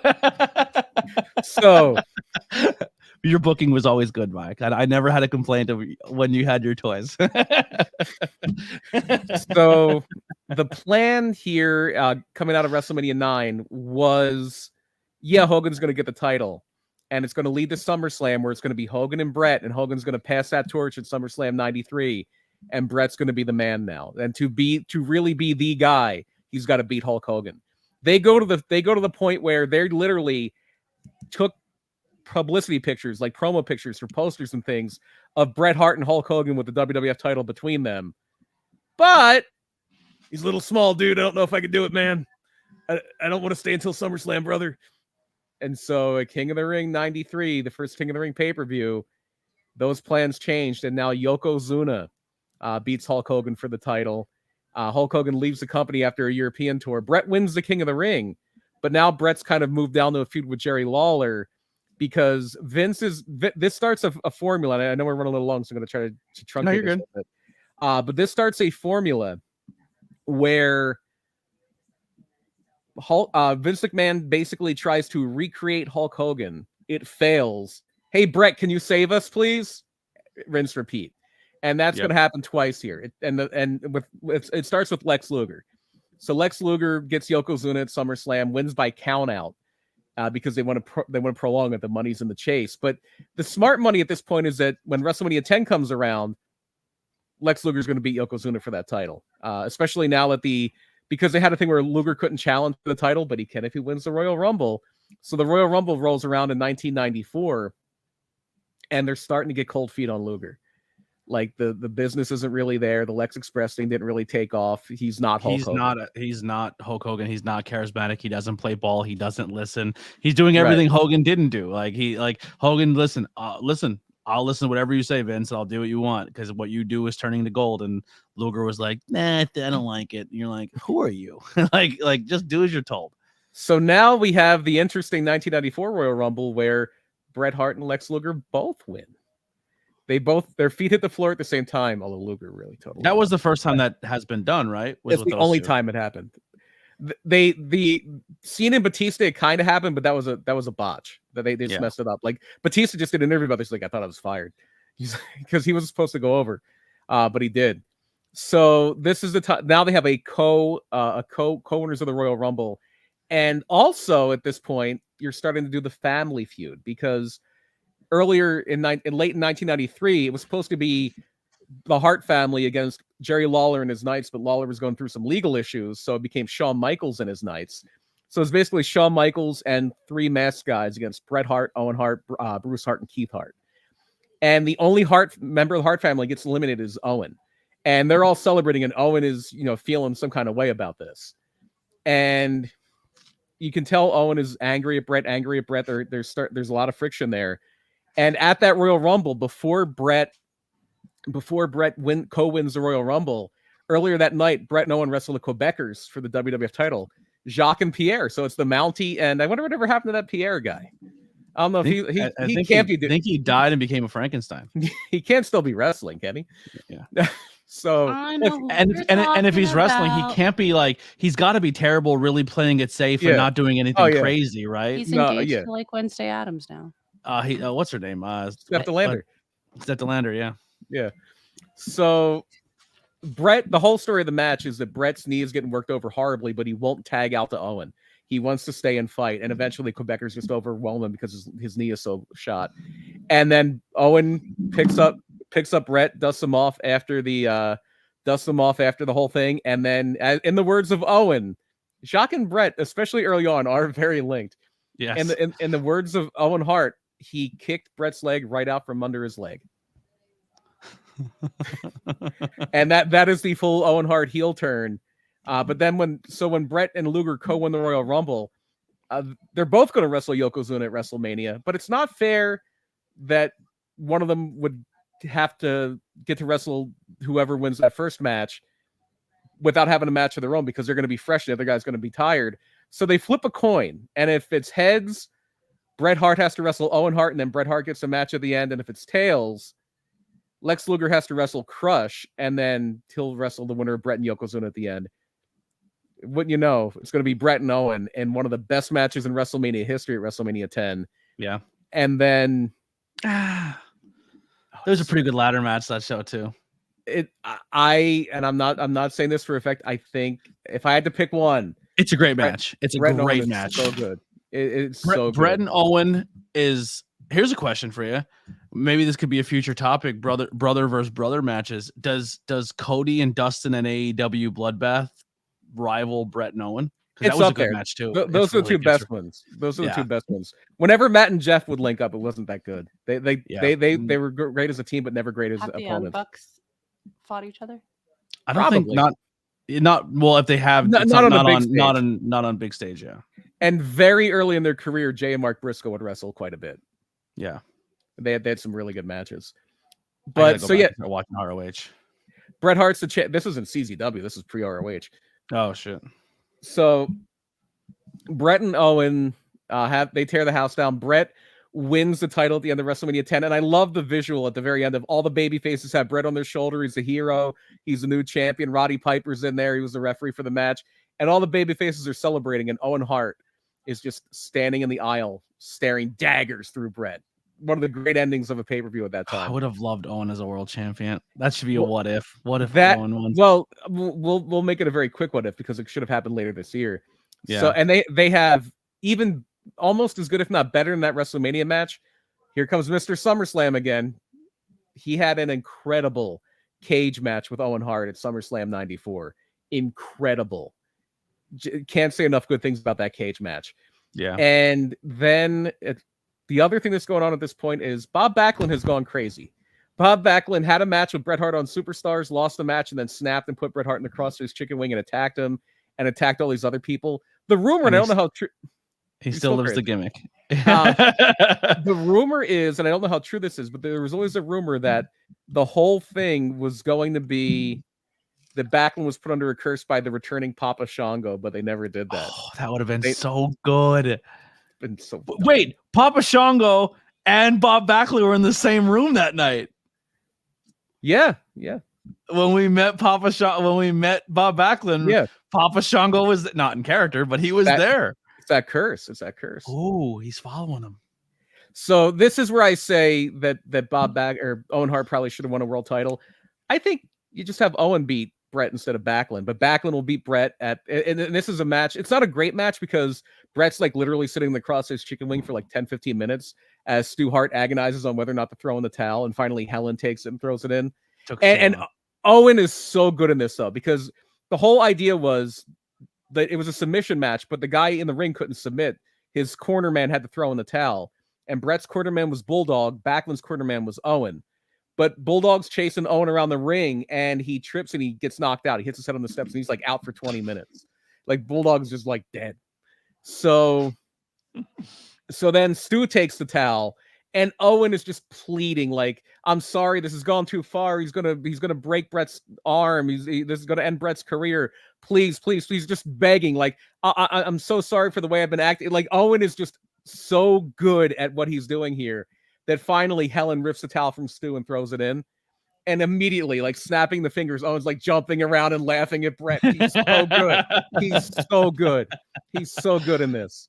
Yeah. It's amazing. But Backlund was the champion for all of like 2 days because then Diesel wins it. And Diesel is the next attempt to recreate Hulk Hogan. Now, do you think Bret didn't want to lose to Diesel, and that's why they put Backlund in there for that middleman? No, they didn't want to do babyface. So they just had a transitional champion. That was kind of the formula. Besides Yokozuna and superstar Billy Graham, like, you didn't have a lot of long-term heel champions up to this point in history. Like Ivan Koloff, when he beat Bruno, he was only champion for like a week. Yeah. And then he was just there to pass it on to Pedro. Stan Stasiak was there to pass it back to Bruno. That was kind of their formula. Just a quick transitional champion. Iron Sheik was there to pass it from Backlund to Hogan. So Bret kind of languishes through 95. He feuds with Backlund for a little bit. He feuds with Jean-Pierre Lafitte. I wonder whatever happened to that guy. The pirate that stole his jacket. But they had, again, an incredible match. We talked about the Kiss My Foot match last week with Jerry Lawler, which leads to him feuding with Isaac Yankem, who was a very, very young Kane. And finally, by October-ish, they're like, I think this Diesel experiment's just about over. So at Survivor Series, in another broken record, incredible match, Bret's going to win that title from Diesel. And this is a really interesting match because it's the first time you see a table spot in WWF, because ECW is kind of like the whole, like, it's the cult hit of wrestling. ECW in 95 was so different from WWF and WCW. Like, Bret flies off the apron and goes through a table. Diesel brings him back in, and Bret just plays possum as Diesel's going for the jackknife. He just keeps falling down. And finally Diesel goes to pick him up. Bret small packages him for the pin. And this is going to lead to the boyhood dream, WrestleMania 12, the Iron Man match, Bret Hart and Shawn Michaels, where they go the whole hour and nobody gets a fall. It's 0-0 after an hour, so we got to go to overtime, which it's Gorilla Monsoon's fault because that should have been a draw. After an hour, it's a draw. They didn't say anything about overtime. So it's Gorilla Monsoon's fault because about 2-3 minutes into overtime, Shawn Michaels gets the win. And Bret's going to take some time off here. Bret's actually going to step away. He's been at it. He's been in WWF at this point for about 10 years, nonstop.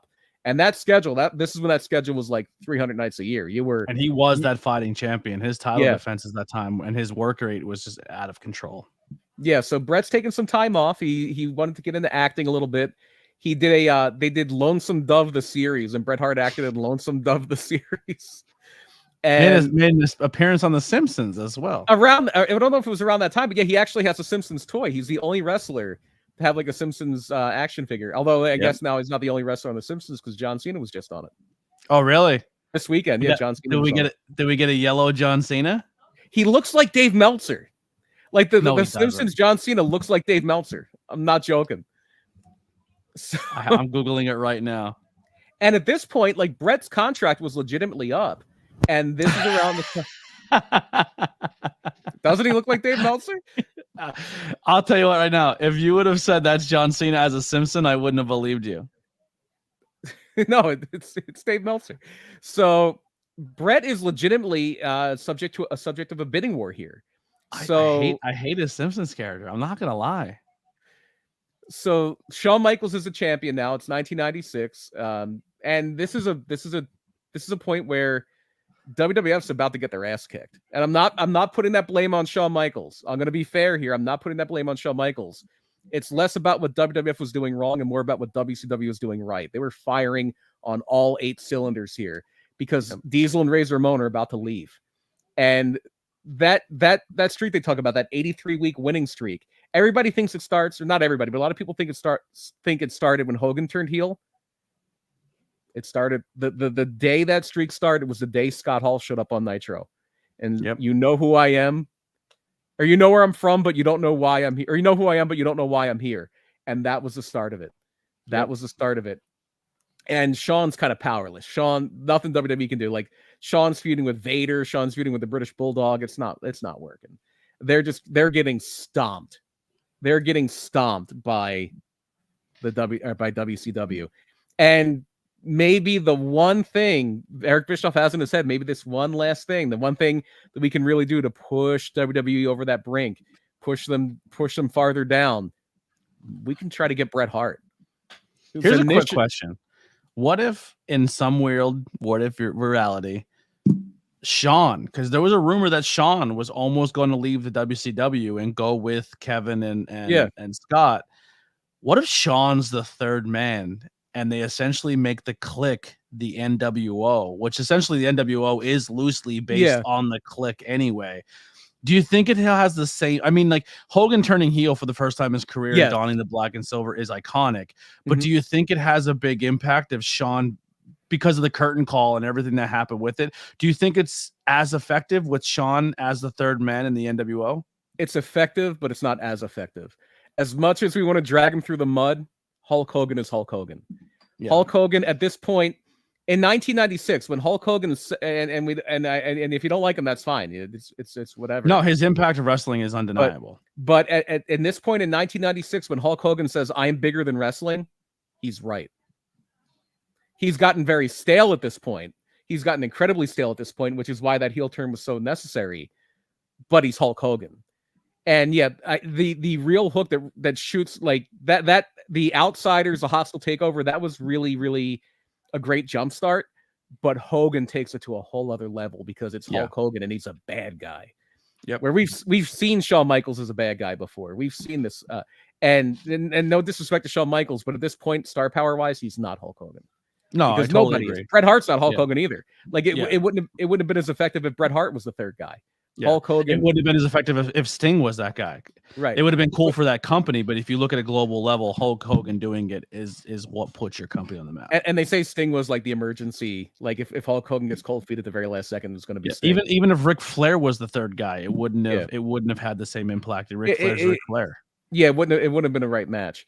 But at this point, WWF is on the ropes, and Bret is courting. Like Bret's taking offers. Like Bret gave it some thought, but he still had that loyalty to Vince, which is definitely not going to come back and bite him in the ass in a year. But he's he entertains that offer with Vince, and Vince is struggling. WWE is not doing well financially at this point. They haven't for a few years. They never really recover from the steroid scandal at this point. Yeah. And Bret was not a great even champion. With the restaurant on Times Square. Oh, that was later. That was when they were at their apex. Yeah. So Bret has to make a decision. Bret, that like as the summer turns into the fall, Bret's got to make a decision now. And that, by the way, that restaurant lost so much money. That restaurant lost one of their best years ever. It's like when the Attitude Era was at its peak, like 2001 or something like that, or 2000. WWE actually lost money that year because of the restaurant. Wow. So that was like the last fiscal year they lost money was because of that restaurant. That's crazy. Restaurant space in the middle of New York City. I was never. Well, you said in Times Square. Like, why? Oh yeah. I was. It's funny. I was never there when it was WWF New York, but I was there later when it was a Hard Rock Cafe. That's what it still is. I'm bummed I never got a chance to experience it. That was like one of my. There's 3 things I always wanted to do as a kid. I wanted to go to Times Square, New York. I wanted to go to the Nickelodeon studios, and I wanted to see the Cartoon Network studios. And all of them are gone. Times Square's still there. It's just there's no WWF restaurant. There's no whole Cartoon Network like hotel that's down in Reading that like is attached to like an amusement thing. Is it still? Yes. Because didn't they say even Cartoon Network is getting the plug pulled on it soon? The website did. The website. Yeah. Warner Discovery's like getting rid of everything. So basically, what happened with Scott Hall goes to WCW. WWF wants Bret back. What ends Bret? up happening? Everybody wants Bret. Yeah. Everybody wants Bret. But he doesn't want to disappoint. So he makes a deal with Vince. Like Vince can, like if you just of course a manager of a restaurant embezzling money. I don't know. A pro wrestling restaurant. Yeah. A pro wrestling. We found the only business dirtier. We found the only business dirtier than pro wrestling. The restaurant business. So Vince comes to Bret, like he can't, like dollars per year, Vince cannot match WCW's offer. So Vince comes to Bret with this great idea. It's like, I can't match their money. I can't give you per year what WCW is going to give you.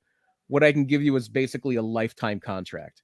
A contract that would literally, well, no, it wouldn't still be in effect now. I got my times off. He went to Bret in 1996 with a 20-year contract. He gave him bonuses that if he took to WCW would have to pay him more. Right. So he gives Bret this 20-year contract. The first 5 years are going to be as a wrestler.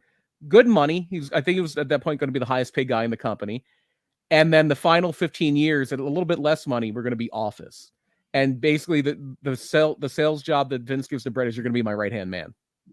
Like you're gonna be my right-hand man. So you're going to he be ended up giving that to Triple H. Is that what ended basically, up yeah, happening there? basically. Yeah. But at this point, Triple H is just like a mid-card guy. And Vince's right hand at this point is Pat Patterson. He's basically, you're going to be Pat. You're going to be Pat Patterson. And Bret takes the deal. He's like, this is my home. I want to be here. I'm going to take this 20-year deal. Comes back, has another, I'm a broken record here, great match with Stone Cold Steve Austin at the 1996 Survivor Series. Incredible match. Has arguably an even better match with Austin at WrestleMania 13. Some people will say it's the best. It's funny. Some people say it's the best WrestleMania match in history. Usually the two best WrestleMania matches in history. Here we go with that parallel again. It's Bret Hart and Steve Austin at 13 and Shawn Michaels and The Undertaker at 25. Yeah. And shortly after this, that Bret Austin match is the big catalyst because Bret is getting booed. Like Bret is kind of, his character is a little whiny. It's not the babyface people want anymore. Steve Austin is on fire. So those early shades Attitude Era are starting to creep in. So they do the double turn. Trash TV, bad guys are becoming cool. Yep. And they do the double turn. Bret turns heel, Austin turns babyface, but Bret only turns heel in the United States.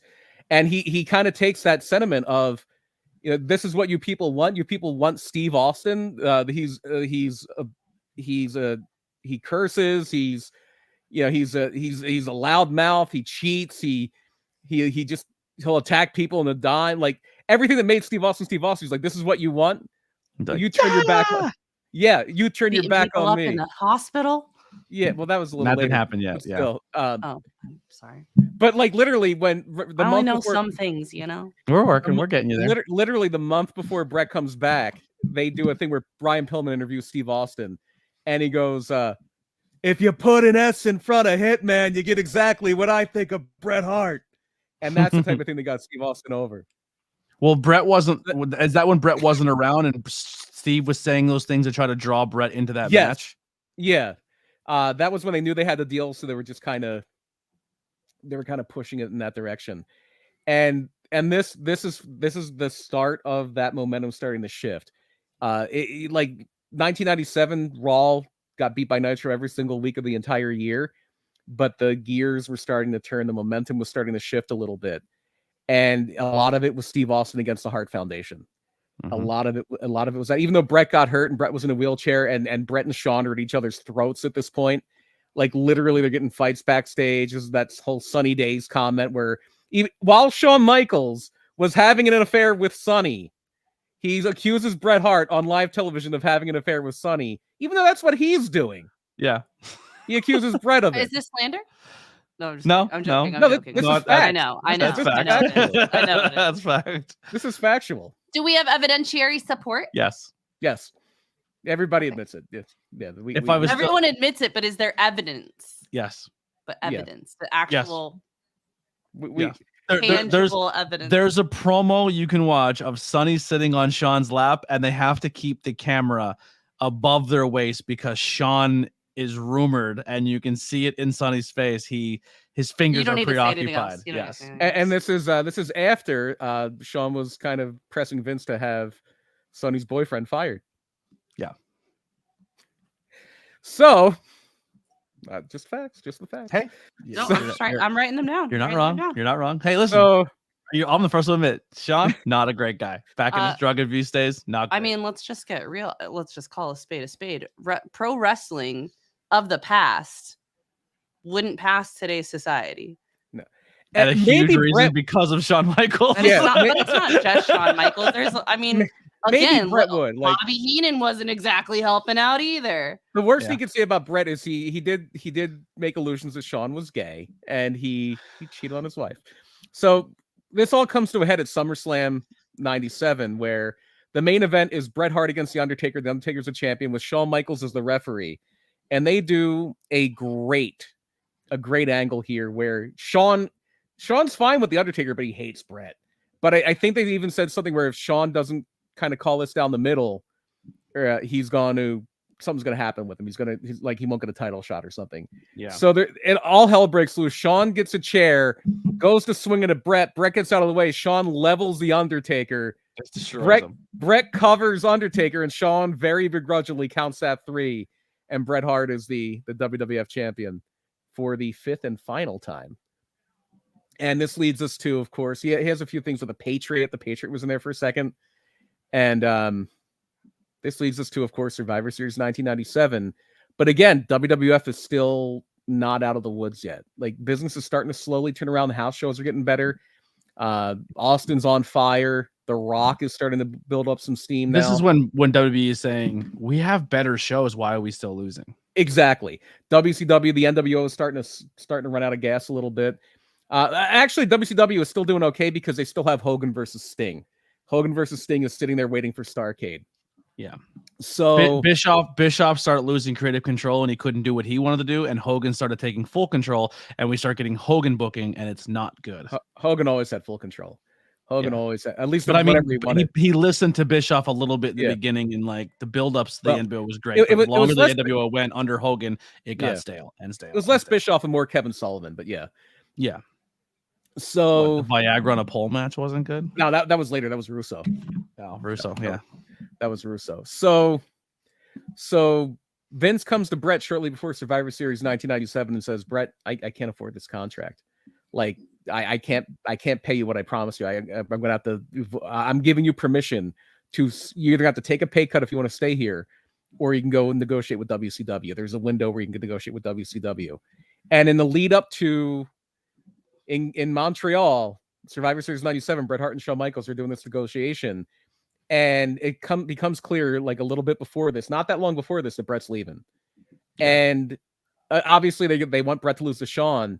And the big reason Bret says no is he says to Shawn, like, I have no problem putting you over. I'll put you over on the way out here. And Shawn, and they're at each other's throats at this point.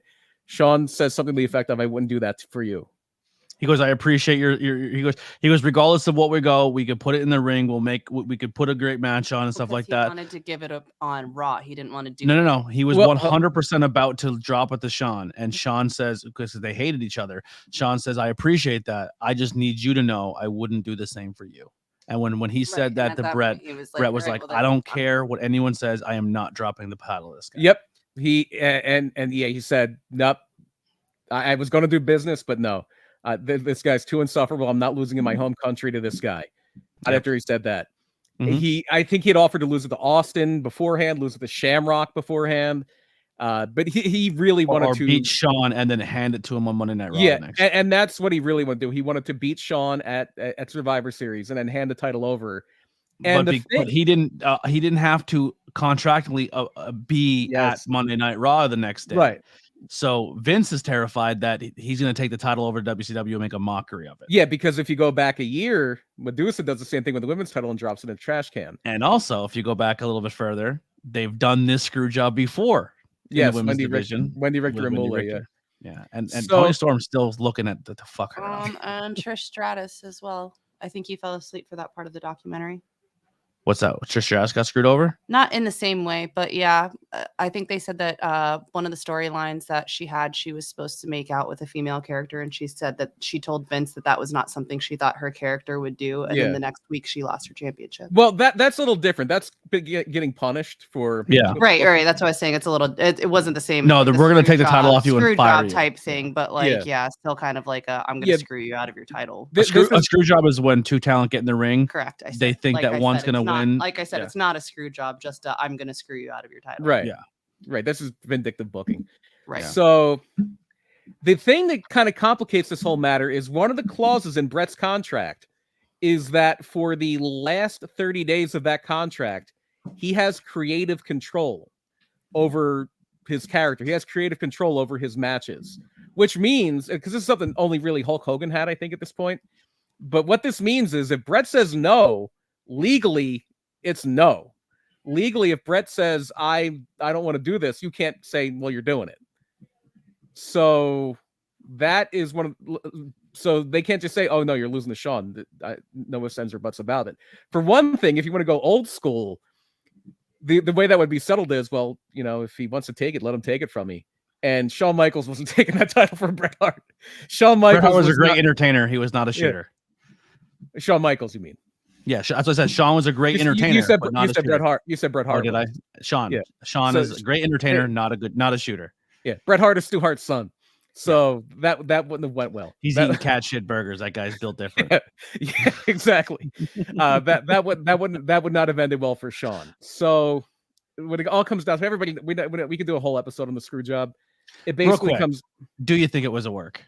No, I don't think so. There's people out there because Scott Hall said he doesn't believe it. Wrestlers are so cynical. I think everything's a work. Yeah. It's my whole thing, you never know, but I don't think it was. My whole thing, whenever anybody brings it up, what's in it for Bret? Yeah. What's in it for Bret? And I think after Owen died, he would have said something. I think he would have just opened up the whole thing. Yeah. Well, especially for that. I think what he said in the documentary was that was also a work. What? Owen Hart? Owen Hart was definitely not a work. He said not that a work. That it was a work. That he said they shoot. They did it. They did it to get back at him. Well, he then walked it back. I think it was like that was like his initial like gut reaction, like, oh no, it's silly.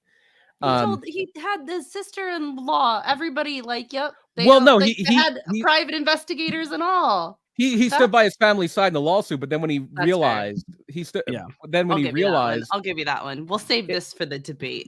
Yeah. When he realized, just to kind of say that too is there's also the theory that after Bret left and Owen decided to stay, they decided that they were going to make Owen a joke character, and they really diminished the Hart name. Blue, what was it? The Blue Blazer. But even before the Blue Blazer, they were putting him in the Nation of Domination as a funny bit. They did a lot to try to diminish Owen as a person, which only made him more popular. And he had a very good tag team with Jeff Jarrett too. A very good tag team.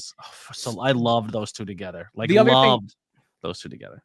The other thing too is this is the peak of the Attitude Era, and it's all about like sex and violence and stuff like that. And a lot of the sexual stuff, like I think one of the things they pitched before they brought back the Blue Blazer that was like. He was gonna have an affair with Deborah. Yeah, and he's like, no, absolutely not. I'm not going to do that to my wife. Like, if you want to talk about like an actual good guy, Owen Hart. Yeah, Owen Hart is and then what happened. So the Montreal Screwjob happens. We could do a whole episode on that. And Bret's gone. Bret punches Vince, breaks some monitors, and a lot of people think that's why there was never any litigation over this, because Vince could have pressed charges for assault. He could have sued Bret for the hitting him, for destruction of property. Bret could have sued because they ignored his creative control clause in his contract. They just kind of agreed to part ways. So Bret goes to WCW. They handle it like professional wrestling should probably handle it. Yeah. You broke my shit. You punched me. Vince knew going in, I have to let him have this. That's the boys. That's how it works. One way or another. Like, I got to take that punch. I got to eat my crow. And if I don't eat my punch, then these locker room boys are never going to have my respect or back. And I got to take that punch. See, Bret didn't tell the story that he tells in his book where he says, if you're still in this room because he says when Vince came in, he was naked and he was getting out of his gear, and Vince comes in the locker room and he's like, Vince, I'm going to finish getting dressed. And if you're still in this room when I'm finished getting dressed, I'm going to knock you the fuck out. That's what he said. According to his book, that's what he told Vince. And Vince is just kind of standing there trying to reason with him. And then he gets up and then boom. And they said he calls it a punch that would knock out a rhinoceros. Yeah. Yep. So Bret's over in WCW. Vince had to take it. Vince had to take that. If Vince doesn't leave there without a black eye, then I don't think the locker room fully ever trusts Vince to the same extent. I mean, there were some people the only people who actually left were Neidhart and the Bulldog. Owen stayed. Neidhart stayed for like one night. Mick Foley contemplated leaving. Yeah, Mick Foley didn't go to Raw the next night. But he's like, I'm actually, this is the best. This is the best stage I've had in my career, and he wound up coming back. But because Mick Foley was rooming with Kane at the time, and he's like, and Foley's like, I don't think I can go back. I don't think I can go back after that. And Kane's like, I've been spinning my wheels, and I have this great gimmick I just started. I got to go back. And Foley's like, I totally understand.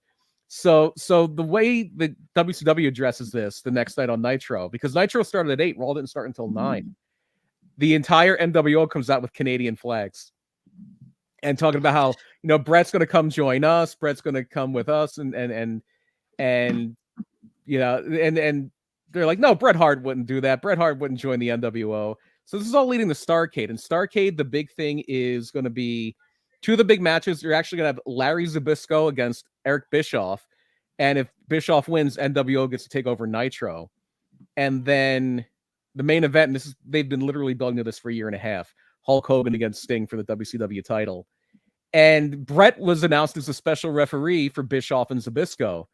And this kind of gets botched because Hogan or Bischoff is supposed to load up his karate like shin guard with like a piece of metal and then kick Zbyszko in the face, and Bret's going to catch him.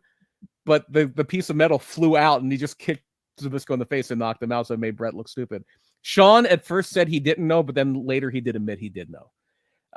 Sean, the only person who's standing fast to saying he didn't know and he know nothing and I don't believe him for one goddamn second is Bruce Pritchard. Out of all the people, yeah, and he's like, I didn't know nothing. I didn't know anything. I didn't know anything. Bruce Pritchard is he is as close to Vince as anyone else has ever been. But Sean 100% knew. But because Sean and Triple H and all those guys knew, they were told, you swear on everything, you let it all fall on my shoulders. That's what Vince said, and they all said, I don't know. But but Sean did come out and say that I knew 100%. He actually came out and admitted that.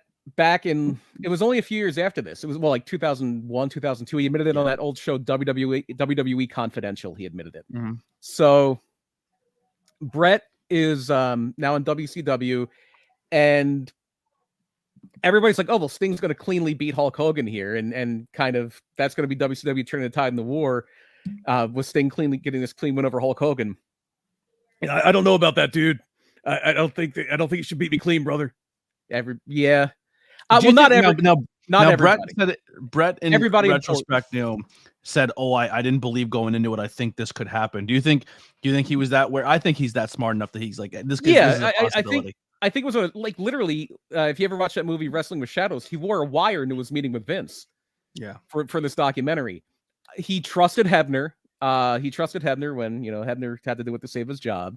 Yep, and he probably just wanted. Like, this is a guy I've worked for the last 10 plus years of my life. I don't think he would do that to me. And of course it's Vince McMahon. Of course he will. I love how every wrestling fan's like, I'm so sick of hearing the Montreal Screwjob, but as soon as it comes up, the chat blows up more than any. Everybody, everybody this whole conversation, everyone's like crickets, and then the Montreal Screwjob, and it was like, I've held on as long as I can. Can you fill time for a minute? I have to run to the bathroom really quick. Yeah, absolutely. Yeah, we got some time. Kick me off of this, and we'll fill some time. I'll talk some Screwjob with the chat and Lily. You do that. Nope, Lily's leaving me too. Double pipe.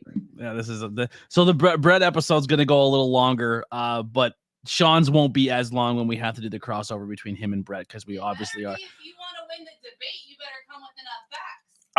We can say more from Sean's side, but I think we don't have to rehash a lot of this because we've covered it in the Bret, because they've crossed paths with one another. But as we are in the story right now, is BP is draining his little hitman.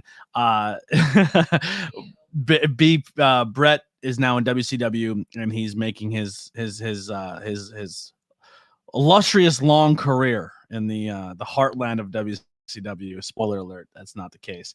But I will say this, I'll say it when BP comes back too, is that I feel like Bret showed probably some of his best charisma in WCW. I think him and Sean really forced a side of Bret out that actually was entertaining to watch as a character, because I felt like it was real and it pulled a real side of Bret out, and him being confused by the audience. Did you really call BP's member his hitman when you had the opportunity to call it the Foundation? I like his little hitman. Yeah, his little hitman. No, mine's definitely not a showstopper. I'm more of a click, I think. But knowing degenerate works. But knowing what you know about Sean, how could you be okay with what he did? I think business had to be done. I'm going to be honest, as someone who's part of creative control. If someone says, well, first off, if I'm at $1 billion corporation, $1 million corporation, and someone refuses to do the job, you gotta get the job done. That's just how the entertainment industry works, and you're not bigger than the company, even though you don't like the guy. So in that aspect, I personally don't agree with Bret, and I think what had to be done had to be done. just it is what it is. And even if Sean wasn't involved in it, if it was Taker, if it was any other wrestler, and they felt like they had to do that, I would. It sucks, and it's not good. But I think the right decision was made. We'll bring BP back in. What do you think when it comes to the screw job in general? Do you think the right call was made? Do you think they exhausted all options? It's not like they didn't try to find 1,000 different ways to get this done, but they had an idea that they wanted to roll with Sean, and that was the way the Control wanted to go, and Bret didn't want to play ball. I think Vince McMahon did what he felt he had to do to save his company. Yes, agreed. Same. Yeah, and with WCW, it's not the WCW Bret Hart run is kind of a disaster. I said this when you get it. I said I think this is the best charisma we've seen in Bret Hart in a long time. Yeah, but because Hogan's always going to be the focal point of points, he never really goes one-on-one with Hogan, but he's in the NWO. He's not in the NWO. He does a thing with Flair, with Savage, Piper, and it was Hypnosis. He was Psychosis. I'm sorry. Yeah. But he wanted the match with El Dandy because he's a great wrestler and he's a jam up guy. But yeah, he got to do Mad TV he actually wrestled Will Sasso for Mad TV, who now does I know he does like a lot of podcasts with Van Vliet, because he was part of that whole thing where like who has a better Jesse Ventura impression, Will Sasso or did you see what they just recently did? Karrion Kross. Where Cross was in the interview with Ventura, Cross showed up with Ventura, and then they FaceTime Will Sasso, and they're both talking as Ventura to Ventura. Because at that point, this is when Ventura is the governor of Minnesota, and they actually have Sasso playing Ventura on there, and Bret actually comes on Mad TV, and they try to do like almost like an Andy Kaufman thing where Bret legit in wrestling sense hits Will Sasso with a chair, and they actually have a match on Nitro, Will Sasso against Bret Hart. Yeah. No, I think some of Bret's best character work or most personable character work is during his WCW run. Maybe he's not his best in-ring work, but I thought he was entertaining. Yeah, no, he had his moments. It's just the booking was way off. And then by 1999, Vince Russo comes around, and a match, and it's unfortunate because of the other guy in the match. They actually did a match in 1999, I believe, or maybe 2000. It may have been 2000. Yeah, I think it was 99. Whatever, it doesn't really matter. But they did a match. It was the first time Nitro was in the arena where Owen Hart died, the Kemper Arena in Kansas City. And they did a tribute match to Owen Hart, but it was Bret Hart against Chris Benoit. Which, great match, but then again, it's going to be difficult to watch. You look back on it, you're like, yikes. Yeah. So when Vince Russo comes in, real quick, I don't really remember from the top of my head. I know we're going long. I know that, like I said it before, this one's gonna be a little longer. But when we do the Sean one, when it comes to the Sean Bret crossover, we're not gonna dive in like we did here because. But this wasn't a crossover episode. There's a lot of Sean Bret crossover. No, I understand that, but what I'm saying, I'm okay with this going 2 hours. I'm okay with Sean's also going 2 hours. I'm not saying you have to, like, I understand that there's parts in here that are a crossover, but he's not just giving me the history of Sean versus Bret. He's giving me. I know, but like I said, a lot of the major ones are like there's the major story of both these people. Sean does have that whole second act, though. Sean does have that whole second act of his career where Bret's retired, and a third act where we'll get into that as well. But how did Bret so Owen does pass away while he's in WCW? Does he take time off, or does he go? He took some time off. He was actually supposed to be on the Tonight Show, and I think they're going to set up an angle with him and DDP or somebody. But there's going to be an angle on the Tonight Show. I actually would have liked that matchup. I think they did. They did wind up wrestling, I believe. Did they? Yeah, but yeah, Bret took some time off after Owen passed. And then by the end of 1999, that's when WCW, the rails are coming off. They lure Vince Russo and Ed Ferreira away from the WWF to be their writers, the head of creative. And one of the things they do is they vacate the WCW title, and they have this gigantic tournament. It's like a 64-person tournament. I say person because I think Medusa was in it. And the finals winds up being Bret Hart and Chris Benoit in Canada. Bret Hart wins, and that's his WCW title run. Speaking of Shawn Michaels and Bret Hart, there's a promo right now that just released on Instagram for NXT because CM Punk is there tonight, and Right. he's going to be a special guest referee. So CM Punk is standing in front of Triple H wearing bike shorts, little tiny black bike shorts, and a that's referee shirt incredible. and a black cowboy hat. And Triple H essentially says, "There's no way I'm letting you go out there like that." I'm only gonna let one guy go out like that. And then Sean comes in and takes his cap. I didn't listen to what he said, but Sean takes his cowboy hat back off of. That's Hilarious. That's wonderful. That's wonderful. Yeah. So the big match when Bret is the champion, he wins the title in November. In December, he wrestles Goldberg at Starrcade, and this is the match. Excuse me, Bill Goldberg. This is the match where that kick finds its mark a little too much, and eventually leads to that career-ending concussion. But the whole thing they were setting up with that is, and it didn't last very long because of the injury to Bret, and Bret still wrestled after this for a little bit. Like, I forget, like the screw. I think they did a rehash of the screw job where like Roddy Piper was the ref and he screws. It was very confusing because it was Vince Russo. Like Roddy Piper. Oh, Yeah. you still with me? There we go. Yep, it worked. Roddy Piper screws Goldberg, and the whole thing leads to they're basically redoing the NWO. This is the silver and black NWO instead of black and white. It's black and silver, and it's like Bret Hart, Jeff Jarrett, and I think like the Harris brothers or something. I don't remember exactly. It was bad. It was bad. But this was Vince Russo's big idea to reboot the NWO. But it became very clear, like a few weeks later, like Bret's in a bad way. Like this concussion is serious, and he's probably going to have to retire. And WCW is such a mess anyway. So that's really the end of Bret Hart's in-ring career. He doesn't really come back to WCW. He did a guest spot where it was when Lance Storm was like the head of the Canadian faction, and they were teasing like he was going to have a match with Mike Awesome, and Bret was going to be the referee, but it wound up being, here he is again, Jacques Rougeau. And then Bret came out at the end and kind of symbolically like passed the torch to Lance Storm as like the Canadian hero. But that's really kind of the end for Bret. Bret, I remember this is around the time he does like a stage production of Aladdin where he plays the genie. It's like Bret Hart with like no shirt and a vest and genie pants. Not blue, unfortunately. No, not blue. Could you imagine? That would be amazing. So it's not until Bret kind of disappears from the public eye, unfortunately. A few years after this, he's riding his bike and he has a stroke. Literally has a stroke while he's riding his bike, and he has to fight his way back to health.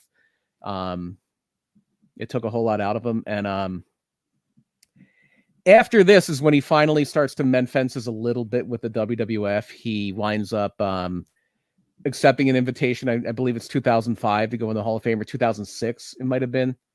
Yeah, because 2005 was Hogan. So he has a sit down with Shawn Michaels and Jim Ross. Yep, they do the Bret Hart DVD. They do all these other things, and that seems like it's it for a while. He would come around every now and then until we get to WrestleMania. I guess it would have been WrestleMania 27, which is ironically the night Shawn is going to retire because he's going to put his career on the line against the Undertaker, streak versus career. That is also the night that Bret Hart comes back. Because I think this was 2010. It might have been 2011. Yeah, 2011, I believe it was. And literally, it's there's this it's the first Monday in January, and TNA is going to be on Monday night. TNA, and they bring in Ric Flair, they bring in Hulk Hogan, they bring in all these other people for TNA because it's going head to head with Raw, and it did a pretty good rating. Raw did a monster rating that night, and it was Bret Hart coming back to confront Shawn Michaels in the ring. And a long story short, it leads to Bret Hart and Vince McMahon in the match at WrestleMania 27, where it isn't really a match. It's just like Bret beating the shit out of Vince with a chair for 10 minutes, which was probably very cathartic for him. And he would come in here and there. He was the U.S. champion for a minute. He worked a few house shows. He was in the main event of SummerSlam as part of Team WWE against Team Nexus. But by and large, that was kind of the end of Bret's one of my favorite moments with him and Shawn when they like buried the hatch. Hold on. Go ahead. I wanted to hear how the return, like, that was essentially it. But like that was it. Yeah, he's like a on-screen. He's not wrestling. He's just kind of there. Yeah, he would kind of wrestle, but not really because of the stroke. They didn't want to do too much with him. Yeah, but when him and Shawn finally meet in the ring for the first time, and Shawn's back, and he's Christian Shawn, and he's not the same Shawn, depending on who you ask. There's that. So Shawn had that amazing where he'd stand sideways and he could just throw a super kick at anywhere. And there's that moment where you're like, oh, is Shawn gonna kick him? And he takes that step and then lunges in and then just hugs him. And I was like, that's good. That was good. Yeah, that's a good touch. Because Shawn can throw that kick. Like, that was the best part about that super kick is it wasn't overused, but when he landed it, it looked amazing. Like it was, yeah. But no, that was good stuff. Well, then there's some other Bret stuff at another Hall of Fame inductee. He's attacked by a fan. Yeah, when he was going in as a member of the Hart Foundation. Bret is one of those very few people that's a 2-time Hall of Famer, as is Sean, because DX went in. Yep. So they are 2-time Hall of Famers, and when they're doing the induction for the Hart Foundation, a fan just rushes in the ring and tackles Bret. And do you think the Hart Foundation is a nod without saying it's a nod, saying, well, that's kind of Owen's spot too, because it is Hart Foundation? Yeah. Well, that's weird because there's a Hart Foundation, the team. Yeah. Bret, which is Bret Hart and Jim Neidhart, and then there's the Hart Foundation, the faction / stable, whatever you want to call it. It's always the faction stable for me, which is Bret, Owen, Pillman, Bulldog. I think they said the tag team just because legally they don't know if they could use everybody else. Yeah, but we all know what that meant. Yeah, and they've made it clear that they want to put Owen in the Hall of Fame, but Martha Hart does not want them to do it, and they won't do it against her wishes. Yeah. Also, Bret made an appearance at AEW. I believe he introduced the very first time the title was unveiled. He did. It was at the first. It was at what was their first pay-per-view? Double or Nothing. Yeah, where they unveiled the AEW title. I think he did like a promo thing with MJF. Yeah, there you go. So he's popped in here and there. He was just at Raw like a couple weeks ago. He was at Raw with Gunther. He also does a lot of conventions. I believe he's still doing his art. But he's in the wrestling limelight, but he's not.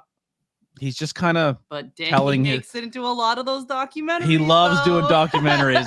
If Bret has a way to go and talk about wrestling, he'll sign up. He'll be there. He's a guy that's not afraid to pull punches, especially if he doesn't like somebody. Like he's not afraid to pull punches on Goldberg, on Bischoff, on Vince. So yeah, there is definitely he does the talking head thing very well. He's a softer Jim Cornette. He's a much softer Jim Cornette. But he also has a lot. I mean, Jim Cornette sometimes doesn't have a leg to stand on because he was never a worker. He was. I wouldn't say that. He's not Bret Hart. Fine, but walk that back. He's the Bret Hart of managers, you could say. Agreed. Sure. Jim Cornette has a very much. I'm not saying you have to agree with the guy, but he is at worst the third best manager of all time. Agreed. And he's a historian. He knows the history of wrestling better than anyone. He's obsessed with professional wrestling. Just unfortunately, he didn't like change a lot. And still doesn't. That is true. But when you look at Bret as a whole, and I'm not even going to put Sean in this, wrestling goes two ways after Bret and Sean. They introduce those smaller guys. They introduce not the muscle bound steroid guys. And Sean took it one direction. Well, we'll talk about on the Sean episode, but Bret kept it based very much in reality. He kept that gritty old school style of wrestling, but also added that flavor of new school. Yeah. And if you look at a lot of wrestlers today, everyone respects both guys, but there's clearly people who are saying I'm a Sean guy and I'm a Bret guy, and a lot of people say I'm influenced by Bret, and Bret's influence is still very much there. 100%. Your Danielsons, your FTRs, like that really old school things have to make sense style wrestler all come from those guys, even though Danielson is trained by Shawn Michaels. He was trained at the Shawn Michaels wrestling. He was trained by Shawn Michaels like Chris Jericho was trained by the Hearts. Very, very true. He was trained by Rudy Boy Gonzalez. Yeah, like CM Punk, diehard Bret guy. Even though I think as a character, I think he's more Sean, but that's just me. Yeah, but he had some issues with Sean when he was 100% for WWF. Yeah, and it seems like they've all buried the hatchet now, and everybody's. They're doing promo. They just did a promo tonight together. You know what I mean? But it's one of those things that Bret we thought would never return to the WWE, and time heals all wounds, and anything's possible. If Bret can walk in the door, money helps too. Money helps as well.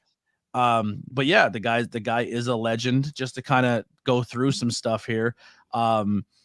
He during 1974, the city of Calgary, he was an amateur wrestling champion, collegiate wrestling at Mount Royal Collegiate Champion 1977, National Wrestling Hall of Fame in 2006, the Cauliflower Alley Club, or the Iron Mike Award 2008, Canadian Pro Wrestling Hall of Fame 2021 and individually, and 2022 is the Hart Foundation, Canadian Wrestling Hall of Fame individually and with the Hart Foundation, the George Treos Luthez Professional Wrestling Hall of Fame class of 2006, International Professional Wrestling Hall of Fame 2003, the Prairie Wrestling Alliance Hall of Fame 2010, Pro Wrestling Illustrated Comeback of the Year 97, Feud of the Year 93 with Jay Lawler, 94 with Owen, Match of the Year 92 with British Bulldog, Match of the Year 96 with Shawn Michaels, 97 with Stone Cold Steve Austin, Most Hated Wrestler 97, Most Inspirational Wrestler 94, the Stan Wesley Award in 2003, ranked number 1 of the 500 single wrestlers in PWI in 93 and 94,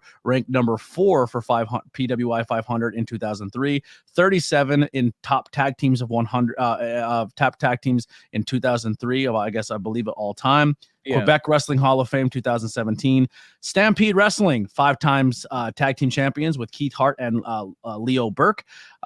No relation. No relation. Yeah. Stampede British Commonwealth Midweight Champion 3 times, Stampede North American Champion 6 times, Stampede Wrestling Hall of Fame. WCW Champion 2 times, US Champion 4 times, WCW Tag Team Champion 1 time with that great tag team partner. Great chemistry those guys had with Bill Goldberg. 5th Crown Champion, Universal Wrestling Promotions. He was a 1-time tag team champion with Smith Hart.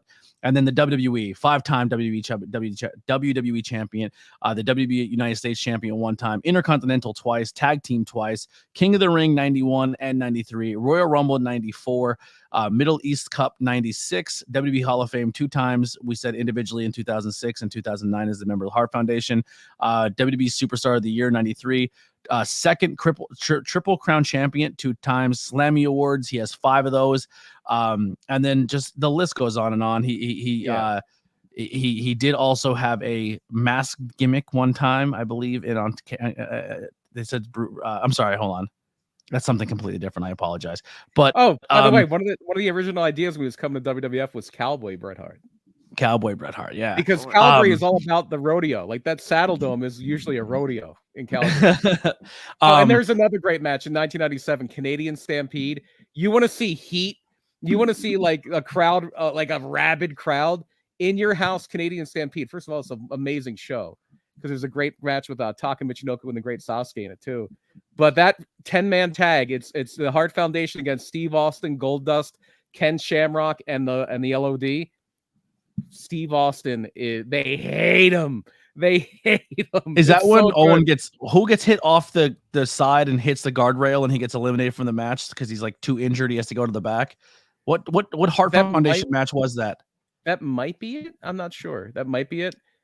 Yeah, because I think that's what they. Yeah, I really want to watch that match now. That match is so good. It's so good. We talked about a bunch. There's so many good Bret matches to go back and check out. There's really not a stinker. I mean, there's maybe a few, but there's not many. I always thought him and Jerry Lawler were not the promos, not the build-up, but when they actually got in the ring, I always thought it was 2 great tastes that don't taste great together. Yeah. Is there any accolades to Bret? I can't personally think of any. Is there any first for Bret, like the first time to do something in pro wrestling? Like he's the first to introduce something or the first in a match type or anything like that? Well, the ladder match was pretty. I don't know if it was invented by him and Dynamite Kid, but they were the first ones to really do it noticeably. And then he had the first ladder match in WWF before Shawn and Razor. Shawn and Bret had one. Guess where you can find it? Coliseum Video, because he's Mr. Coliseum. Him and Shawn did have a ladder match first. Yeah.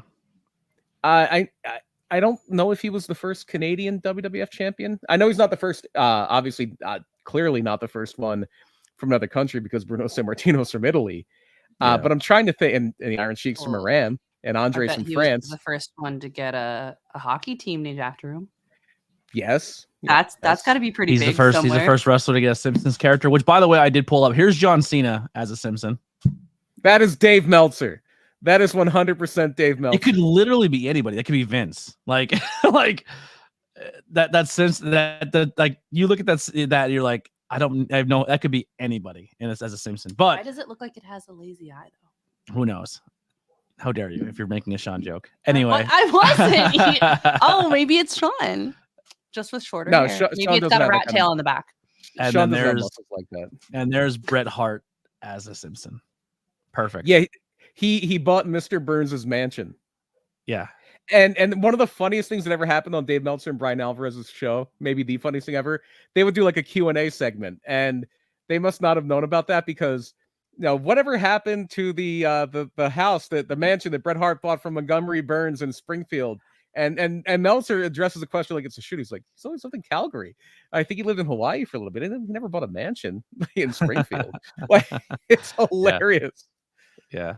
But all right, well, that'll do it for Tornado Tag this week. Bret Hart, we went really long on this one. I hope you guys enjoyed it. If you guys are enjoying the new format, we will be done before NXT in the future. I promise we'll lead in. This one went a little long. We haven't done it in a while. We get excited talking. We had that third mouth to the table, and it goes a little longer. Right. I did so Lily, you much talk too here. damn much. No, okay. So on that note, because you guys talk so much, I said no slandering, and you did really well for 2 hours of not slandering. But I feel like there's still enough here that I'm gonna definitely be able to make some propaganda videos for whenever we actually have a great debate. I got some. We didn't even get started on never let He was your in food Lonesome Dove. Yeah. He was in Lonesome Dove. The series. I've got the smear campaign ready to go. That's all I'm saying. Yeah. I just need the Shawn Michaels stuff to get. Bret's gonna be slandered for making bad outside wrestling things. Sean's gonna get slandered for making bad wrestling decisions. Yeah. Sean's I feel like Sean's gonna be slandered for a lot. Never let Shawn Michaels near your.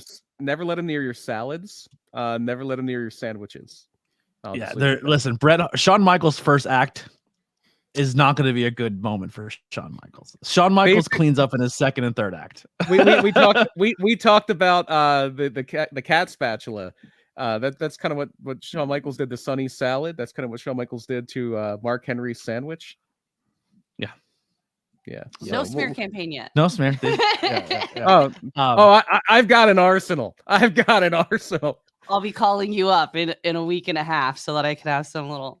I'm gonna throw in some little clips here and there. We can talk about the original plane ride from hell in the 80s. Yep. But real quick, let's get out of here with this one.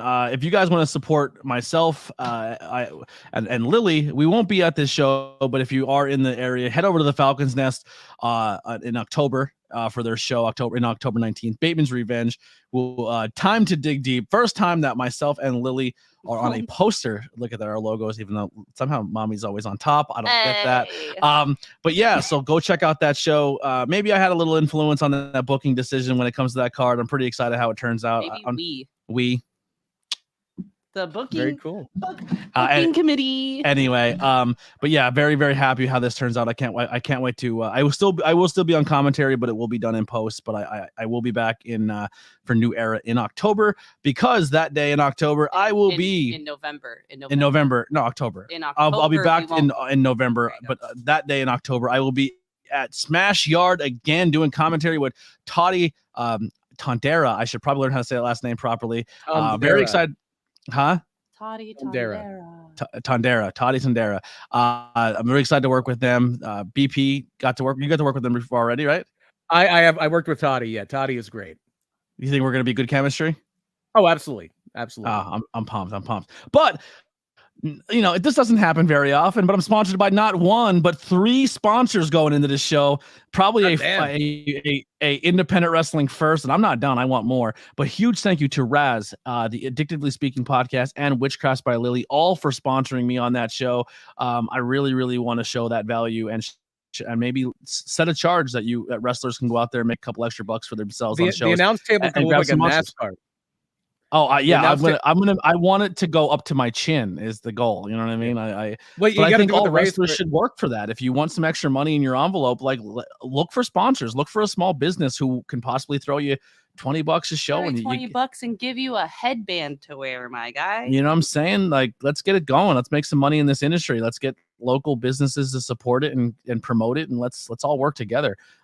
So yeah, hopefully that trend starts going. But t-shirts will be available, like we said earlier. The Hitman Burke, the Hitman Foundation, the Showstopper ABJ, the Showstopper Click, and the Freshly Squeezed Lily 2024 will all be available. This one I'm not sure if I'm going to post, because I feel like I can take that off. That is. Let me do. I'm just doing me. Yeah, well, I think that I mirrored it. Did you? There's nothing there that's like. I didn't know if that's the actual thumb art that they did, but it might be tweaked enough. It's similar, but I mirrored it and then I made it thicker and then I added that. We'll try it. We'll see what happens. We'll see what happens. What's the worst that could happen? They'll just tell us to take it down. Right. They're going to tell us to take it down, and then it'll just say whatever 24. Yeah. BP, what do you got to plug? I don't have any graphics, unfortunately. I'll get them over for you next week because not this Saturday, but the Saturday after, PPW is back at the Slatington Expo Center. Thriller. Oh, yeah, We're gonna have a unfortunately, fun won't be able to time. make that one. Do you have to get a ride from somebody? I have to go. Yeah. I want to go see my little cousin's Right on. That's band great. recital. Yeah. So yeah, we're gonna have competition. Facade and VSK for the PPW heavyweight title. We're gonna have what else do we have going on that If Rembrandt goes to cash in, trip him because I want to be there live when he does. He can't. He's not allowed to yet. I am not going to stand in that gentleman's way if he wants to cash in that golden ticket. Remember, if you're listening, if you cash in October, I'll kill you. He will. I will Vince McMahon your car. It'll blow up. I'm telling you right now. That poor guy has enough issues with his car. Yeah. Then we have Nahir Robles is making her PPW debut against Sammy Chaos. We're going to have Dio Bando and Jermaine Marbury. That's going to be a lot of fun. Sugar Dan, he's an ABJ podcast veteran. Sugar Dan Stofko. He's going to be challenging for the No Limits title. He very fairly has put it out. He was supposed to have a one-on-one shot against Rembrandt, the former champion. Trace Parker and Tom Mitchell, a tag team, got inserted into that match. And Trace Parker basically was the catalyst there in helping his tag team partner very selflessly, helping his tag team partner get over that hump and win that No Limits title. What a chump. Trace, you're a chump. You get that title when you get a chance. You don't just hand it over. You chump. Anyway. But that's what we have going on so far. It's going to be a fun show. Always a fun time at the Slatington Expo Center. You can enjoy some funk beer, enjoy some pro wrestling, and who knows, maybe Rembrandt's going to cash in that gold ticket. He better not. Oh my gosh, we're not even going to see him at the New Era show. Yeah, I won't. Yeah, we're missing him at all of his October bookings. Maybe you just spoiled something there, by the way. Just saying. Oops. Yeah, Booker of the Year over here. I'm pretending I don't know when he's going to cash in. Look. Yeah. You got like what? 2 people listening? No, I'm just kidding. You gotta suspend some disbelief here. Yeah, and also if you guys want, there is a subscription for the channel. You join. There's a $1 tier.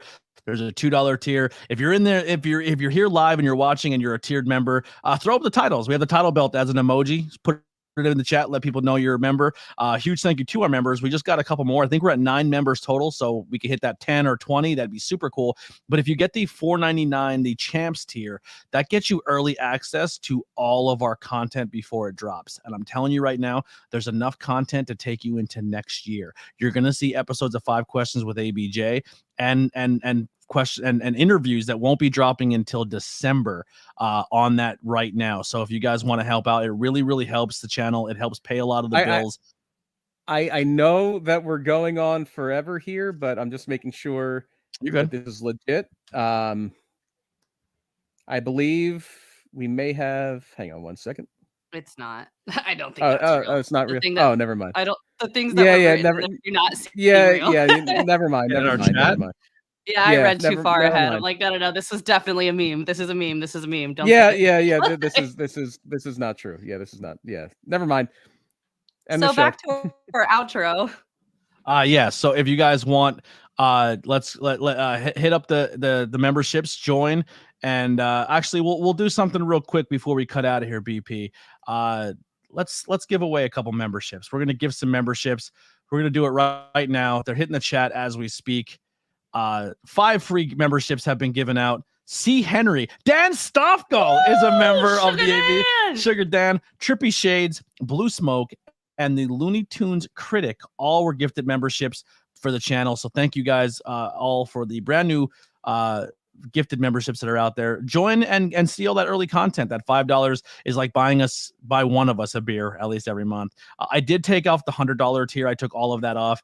I feel like $1, $5, and $25 is good enough. And if you want to go more, you can just always do super chats or donations in the chat below. Or if you check out my my link tree, I do have my PayPal, Venmo, and you could donate to the channel that way as well. It does help out a lot. Editing programs take a lot. We're paying equipment bills. Like we do a lot to enhance the quality of this equipment. Once I get my cameras down, I want to start helping BP get some lighting and cameras over there so he doesn't like a hostage victim. But we're doing a lot of cool things. Thank you guys so much for supporting the channel. I know we went long. Sometimes people like the long ones here. Hey, that's what she said. But that'll do it for Tornado Tech Podcast. We'll see you next week for our Shawn Michaels episode. But for now, we will see you next time, you stinking hyenas. Don't lose your smile. How dare you?